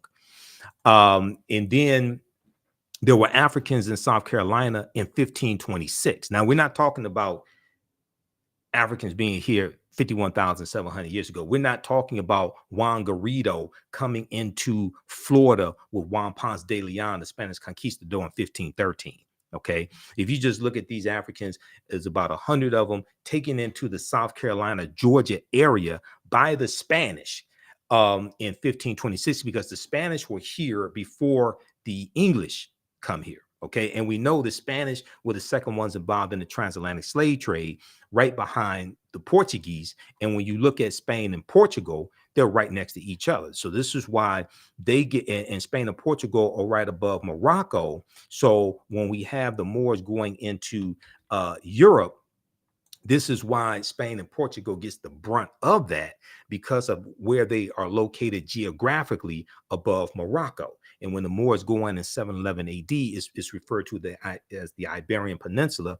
We know they're going to defeat the Vandals and the Visigoths, and they're going to settle in the southern portion of what we today call Spain. And the Moors refer to it as Al-Andalus, which basically means to walk in a spiritual path or walk in a spiritual light. Okay, so when we look at this history is so fascinating. And the reason why this history is so important is because what you do for yourself, what you do to yourself, and what you allow other people to do to you and get away with is based upon what you think about yourself. What you think about yourself is based upon what you have been taught about yourself. What you've been taught about yourself is based upon everything you've read, heard, and seen about yourself. Okay, your thoughts create feelings, your feelings create actions and behaviors, your actions and behaviors create results. So before 1619, there was 1526, the mystery of the first enslaved Africans in what became the United States. So this is an excellent article from the Washington Post, WashingtonPost.com, September 7th, 2019. Spanish explorers brought 100 African slaves to a doomed settlement in South Carolina or Georgia within weeks. The subjugated revolted, then vanished. And it's believed they went to go live with Native Americans who were here, and which is kind of a tricky term, because you're going to have Africans intermixing with Asians. Asians come here around 3000 BC, and their offspring are who we call Native Americans. But we also look at in this class, did Africans sell themselves into slavery? We look at that complicated history. A good source on that is Dr. Sylvian Diof's book, Fighting the Slave Trade, West African Strategies. So there's so much information in this 12-week online course. So visit our website, theafricanhistorynetwork.com, theafricanhistorynetwork.com. You could register for it today. And like I said, you can use this information with the children also. There was something I was going to get to quickly here, and I'll give you information on the second class that I teach as well. The second one deals with history that directly impacts what's going on right now. Okay. So we have this here, and we talk about Tariq ibn Ziyad in 711 AD. Oh, Christopher Columbus. Okay. So I showed you the slide when we were talking about, when we were speaking with Tony Browder, because he mentioned Christopher Columbus. Columbus never came to the land that we call the United States of America. Okay. It's important to look at where Columbus goes on his 4 voyages. The closest Columbus came to this land is Cuba, which is 90 miles away. All right. So when we look at his first voyage, now there's a direct connection also, because Columbus set sail August 3rd, 1492, and it took him about 7 years to convince King Ferdinand and Queen Isabella to finance his voyages. Now, the African Moors lose control of their last stronghold, which is Granada, January 2nd, 1492, in the Moorish Granada, the Spanish Granada Wars. Okay, August 2nd, 1492, the Spanish expelled the Sephardim, the Sephardic Jews, out of Spain. And then August 3rd, 1492, Columbus set sail. So he set sail on the Nina de Pinta and Santa Maria. He lands in the Bahamas, which he called San Salvador, which means Saint Savior. Then he became a devil to the people on October 12th, 1492. So this is why some people who still celebrate Columbus Day, they still recognize October 12th, 1492, when he landed in the Caribbean. The first place he landed was the Bahamas. He also goes on his first voyage into Cuba, conquers Cuba and Hispaniola. La Isla Española, which means the Spanish island. That Spanish phrase is anglicized to Hispaniola. The western third of the portion of Hispaniola is where the Spanish colony of Santo Domingo was. And then the French take over. The French fight against the Spanish and take control of the western third of the island of Hispaniola in 1697 and call it Saint Dominique. And then there's a revolution in the island, in the colony of Saint Dominique in 1791, and those Africans are going to win their independence from France, declare their independence January 1st, 1804, and called it Haiti or Haiti. Okay, this is what we're talking about. This is the region that we're talking about. Columbus's second voyage, 1493, September 1493, he goes into the West Indies and into Puerto Rico or Bariquin, and then Jamaica in 1494. The Spanish are conquering all these territories, and you're going to see constant fights between these Europeans who have been fighting and killing each other for hundreds of years. They went from being groups of barbarians, okay, the Anglos and the Saxons and the Jutes and the Lombards and the Picts and the Alans and the Franks. They went from being, and the Vandals and the Visigoths, they went from being groups of barbarians to having kingdoms. And then they go from having kingdoms to having nations. And they were fighting and killing each other for hundreds of years. And they will continue with World War I in 1914. In World War II, starting in September 1939, when Adolf Hitler invades Poland. Okay, so what's going on in Ukraine right now is in the region of the world where World War II started, because Ukraine is bordered by which 2 countries? Russia and Poland. Okay, so what's taking place in Ukraine is serious, because that's the region of the world where World War II started, when Hitler invaded Poland, like Putin invaded Ukraine, but it was 1939. This is why you have to understand history. Okay, now, third voyage, May 1498, Columbus conquers Trinidad and the Venezuelan mainland. And then fourth voyage, May 1504, his last voyage, because he dies in 1506, he goes into Panama and Honduras in Central America. These island nations have never recovered from what happened to them over 500 years ago. These island nations have never recovered from what happened to them 500 years ago.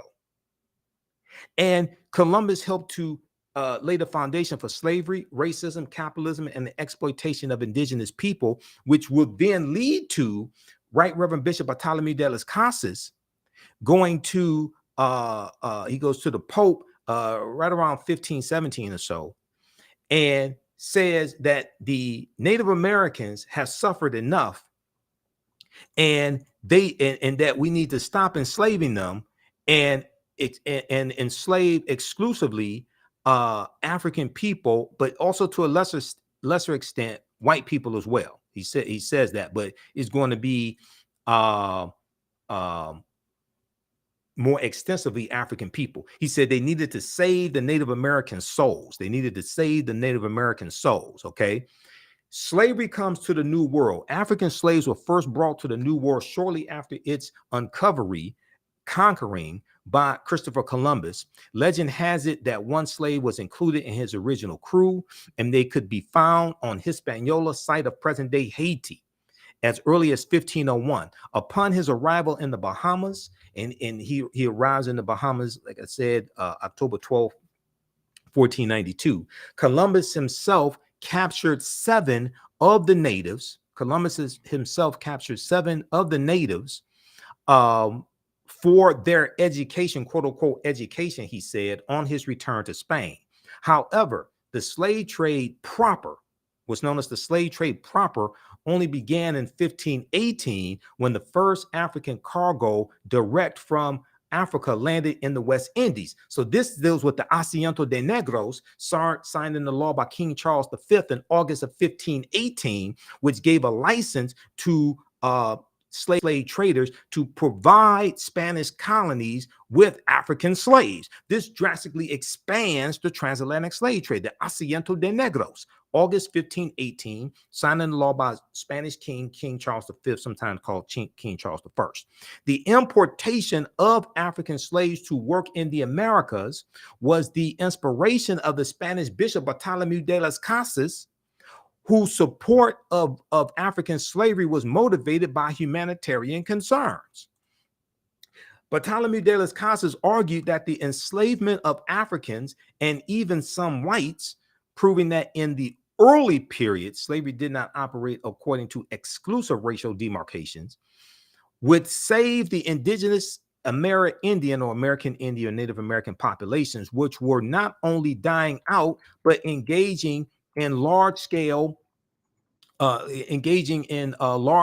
revolts and rebellions. Okay, large-scale resistance as they opposed their excessively harsh conditions. As a result, King Charles V, King of Spain, agreed to the Asiento de Negros, or slave trading licenses of 1518, which later represented the most coveted prize in European wars, as it gave to those who possessed it a monopoly in slave trafficking.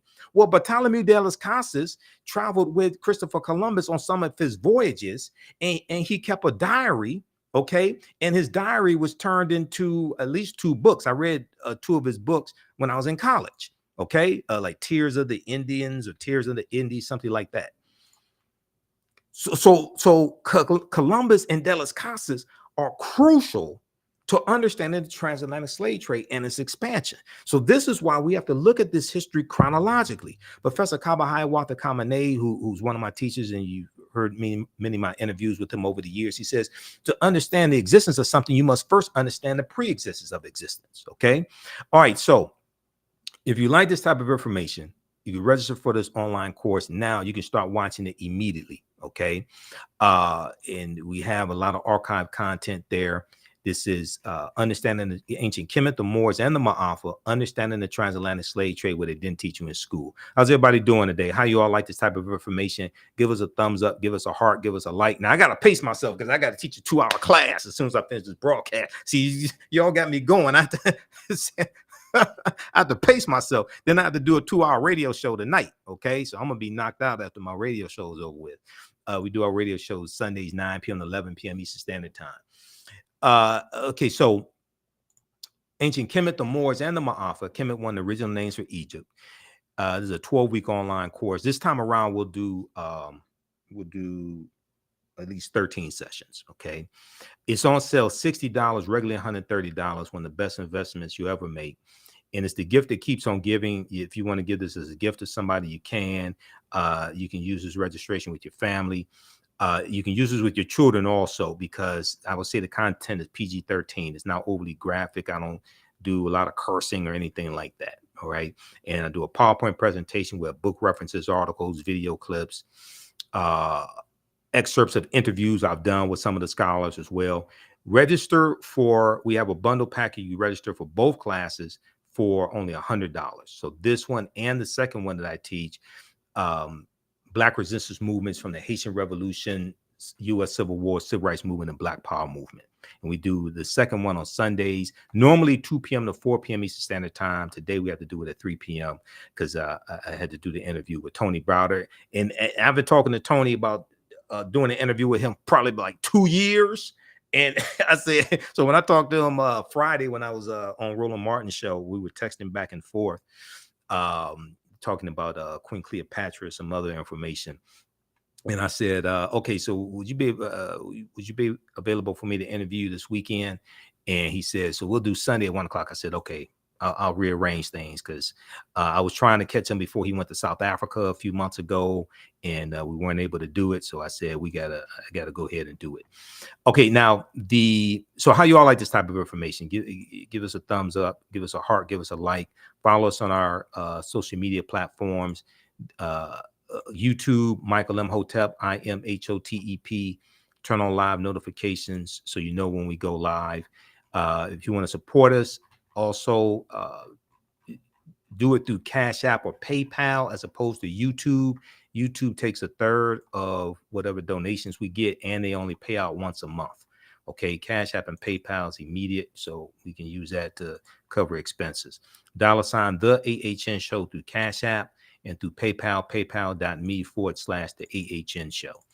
Okay, now the second class that I teach, and we do this on Sundays, is Black resistance movements from the Haitian Revolution, U.S. Civil War, Civil Rights Movement, and Black Power movement. So I put this class together in October 2021. That was the first time I taught this class. And the reason why I had to put this class together is because I had so much information that I wanted to cover as an extension of the first class to really understand this history that happened from 1800 to 1968. I didn't have enough time in understanding the transatlantic slave trade to cover this information like it should be covered. So I had to create this second class so we can go through and look in depth at this history chronologically from 1800 to 1968, 1970. Okay. So, and we see that this history puts us directly on a trajectory to where we are today. All right. Now, when we talk about the voter suppression tactics that are taking place in these former Confederate states, when we look at the political violence that's taking place as well, we see this is reminiscent of the Reconstruction era. Okay, this is reminiscent of the Reconstruction era, 1865 to 1877. Okay, so I'm going to show you two quick references here, and then we have to get out of here because I got to teach a class also, and I'm going to have to take a nap sometime today because I got to get ready for the show tonight as well. And if there are other people that you want me to interview, email me through the website, theafricanhistorynetwork.com, or email me at ahnshow@theafricanhistorynetwork.com. If the other people you want me to interview are the scholars, email me. Also, if you want to advertise with the African History Network, email us as well. Our current promotion is buy 1 month, get 1 month free. And we have the information on the homepage of our website as well. So African-American business owners, you can advertise with the African History Network. We have 3 different ad packages for you to help you as well. Email us through the website or at ahnshow@theafricanhistorynetwork.com, whether you have a brick or mortar store or a e-commerce store. Okay. So if we look at this, so the second class here, and let me pull this up here. Okay, Black resistance movements. All right. So, introduction to this class. In the aftermath of the January 6, 2021 insurrection at the U.S. Capitol building, and we know African American men participated in building the U.S. Capitol building. Many leading historians drew parallels between the violence that we saw January 6, 2021, and the period of political revolution. Drew parallels between the violence that we saw January 6, 2021, and the Reconstruction era. Reconstruction is 1865 to 1877. Okay, 1865 to 1877, and this was the period of political revolution directly following the U.S. Civil War, which is 1861 to 1865. So this 12-week online course that I teach and developed the curriculum for analyzes U.S. history primarily from the African-American perspective, beginning in the period looking at 1800 to 1856, 1865, leading up to the Civil War and the end of the Civil War and the ratification of the 13th Amendment, December 6, 1865, when Georgia ratifies the 13th Amendment. We'll look at the Reconstruction era, 1865, 1877, the Red Summer of 1919, which was the year after World War I ends, and you have about 25 major race riots across the country. We look at World War I, 1914, 1918, the Great Migration, 1915, 1970. 6 million African Americans migrate from the South up north and out west. The Great Migration totally changes the history of this country. World War II, 1939, 1945, the Civil Rights Movement and the Black Power movement. Okay, so we look at history 1800 to 1968. We start with the Haitian Revolution and the Louisiana Purchase of 1803. Because the Haitian Revolution and the Louisiana Purchase, those two events are connected. Napoleon Bonaparte, and we know Napoleon conquers Egypt in 1798. Napoleon is trying to raise money because the French are almost going bankrupt trying to fight the Haitians in Saint Dominique in Haiti. So they sell the land that Louisiana has here in the land we call the United States of America. They sell what's known as the Louisiana Purchase, the Louisiana Territory, 828,000 square miles of land for about 3 cents an acre. Okay. And this doubles the territory of the U.S. at the time, the Louisiana Purchase. This is looked at as one of the most significant things that President Thomas Jefferson did as president. The Louisiana Purchase of 1803 brought into the United States about 828,000 square miles of territory from France, thereby doubling the size of the young republic, the United States. What was known at the time as the Louisiana Territory stretched from the Mississippi River in the east to the Rocky Mountains in the west, and from the Gulf of Mexico in the south to the Canadian border in the north. Part or all of 15 states were eventually created from the land deal, which was considered one of the most important achievements of Thomas Jefferson's presidency. Okay, but we know France had no claim to the land because there was stolen land from Native Americans and Africans who were here. So you have one thief selling the land to another thief. This is the Louisiana Purchase. Okay. All right, now let me go back to this other slide, and then we have to get out of here. Okay, because I'll get going. I'll be here for the next 2 hours. I mean, this is the type of work that I do. So this is my life's passion, my life's work. It's important to understand this chronology of history from 1800 to 1968, 1970, which brings us to 2023. It's important to understand this chronology of history to get a better understanding of how we got to where we are now, to understand where we need to go from here, understand the laws and policies that need to be put in place to take us where we need to go. Everybody's talking about reparations, but very few people understand the history of the damage that you're trying to seek reparations for, to repair the damage of.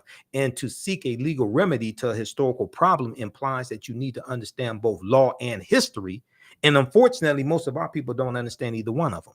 Unfortunately, some of this history is repeating itself. Unfortunately, some of this history is repeating itself. Okay, now there's a good article that we reference in the class. Now, this is from Time Magazine. Okay, Time Magazine. And if you all have any questions, be sure to email me.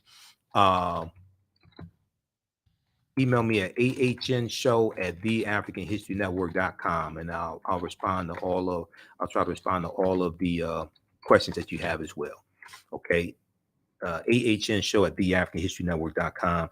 And if you want me to do a presentation for your group or organization, email me also right there or right through the website. Okay. Now, there's an excellent article from Time Magazine that deals with, I'm trying to find this article here because I have so many tabs open here in Google Chrome. Where's that article? Deals with the Reconstruction era and the importance of Reconstruction. Okay, I'll find it here just a second. Where is that article? What this article deals with is a study, a recent study, and it shows how the history of Reconstruction is either not being taught in schools across the country or taught very little in schools across the country. This is a critical piece of history to understand what's taking place today. So when we seek remedies for our problems, when we seek laws and policies that are beneficial to African Americans, okay, we're oftentimes dealing with people who are ignorant of history, especially if they're Republican. We're oftentimes dealing with people who are ignorant of history, especially if they are Republicans. And politics is the legal distribution of scarce wealth, power, and resources, and the writing of laws, statutes, ordinances, amendments, and treaties, their adoption, interpretation, and enforcement. Politics impacts every aspect of our lives, from the water we drink to the food we eat to the air we breathe, environmental issues, economic issues. Everybody that wants to talk about, well, we don't need to vote. We just need to do like the Asians do. We just going to do economic empowerment. Asians vote too, fool. That means your ass don't do research. Asians vote also. 1, 2, your economy is shaped by politics. Your economy is shaped by laws and policies. In my degrees in business administration, I understand this better than most people.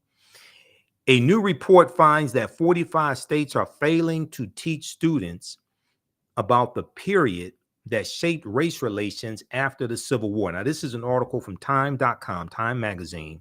This article came out January 12, 2022, okay, by Olivia Waxman.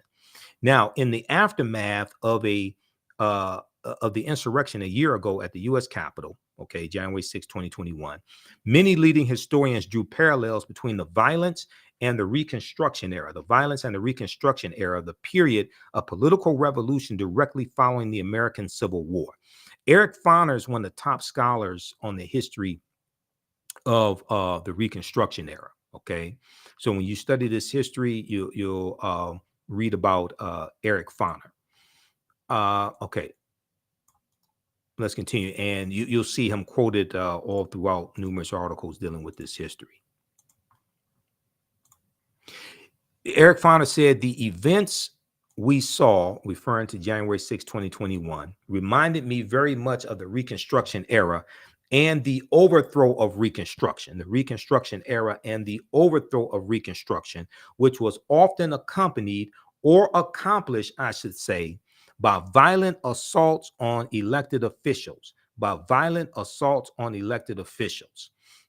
Now, Eric Foner is a Pulitzer Prize winning historian and author of Reconstruction, America's Unfinished Revolution, 1863 to 1877. He said this in an interview with the New Yorker published a week after the January 6, 2021 insurrection.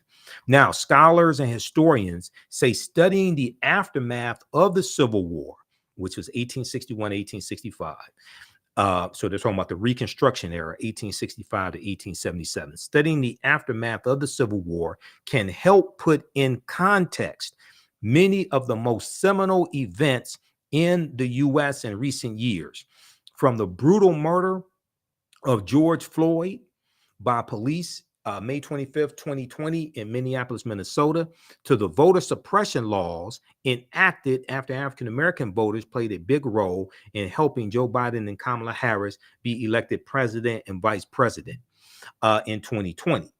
Okay, now, but despite the timeliness of the era in today's climate, many students in American schools will not get a full education on Reconstruction until they go to college, but most of them are not going to go to college. And your understanding of history is directly related to your understanding of politics. Your understanding of politics is directly related to your understanding of history. Now, in social studies standards for 45 out of 50 states and the District of Columbia, discussion of Reconstruction is either partial or non-existent.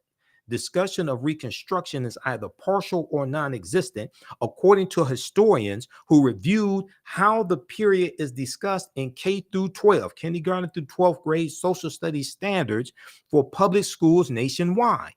In a report produced by the education nonprofit organization, the Zen Education Project, the study's authors say they are concerned that American children will grow up to be uninformed about a critical period of U.S. history that helps explain why full racial equality remains unfulfilled today. So when you have people in political power who vote against policies that are beneficial to African Americans, whether it's the George Floyd Justice and Policing Act, whether it's the John Lewis Voting Rights Act, whether it's Domestic Terrorism Prevention Act, whether it's voting against the Crown Act, etc. You're dealing with people who are ignorant of history. And they have to be voted out of office. It's dangerous to have people ignorant of history in political power voting on policies that impact our lives. We're not even talking about reparations because they're ignorant of that too. This is why no Republicans support reparations. I'm neither Democrat nor Republican, but I sure as hell ain't stupid. I study politics. That's why you see me on Roland Martin Unfiltered. I'm a political commentator. I'm not just a historian. I'm a political commentator. No Republicans support reparations, not even the black ones. Representative Byron Donalds out of Florida, Burgess Owens out of Utah, John James out of Detroit, the Detroit area, Senator Tim Scott out of South Carolina, where the Civil War started.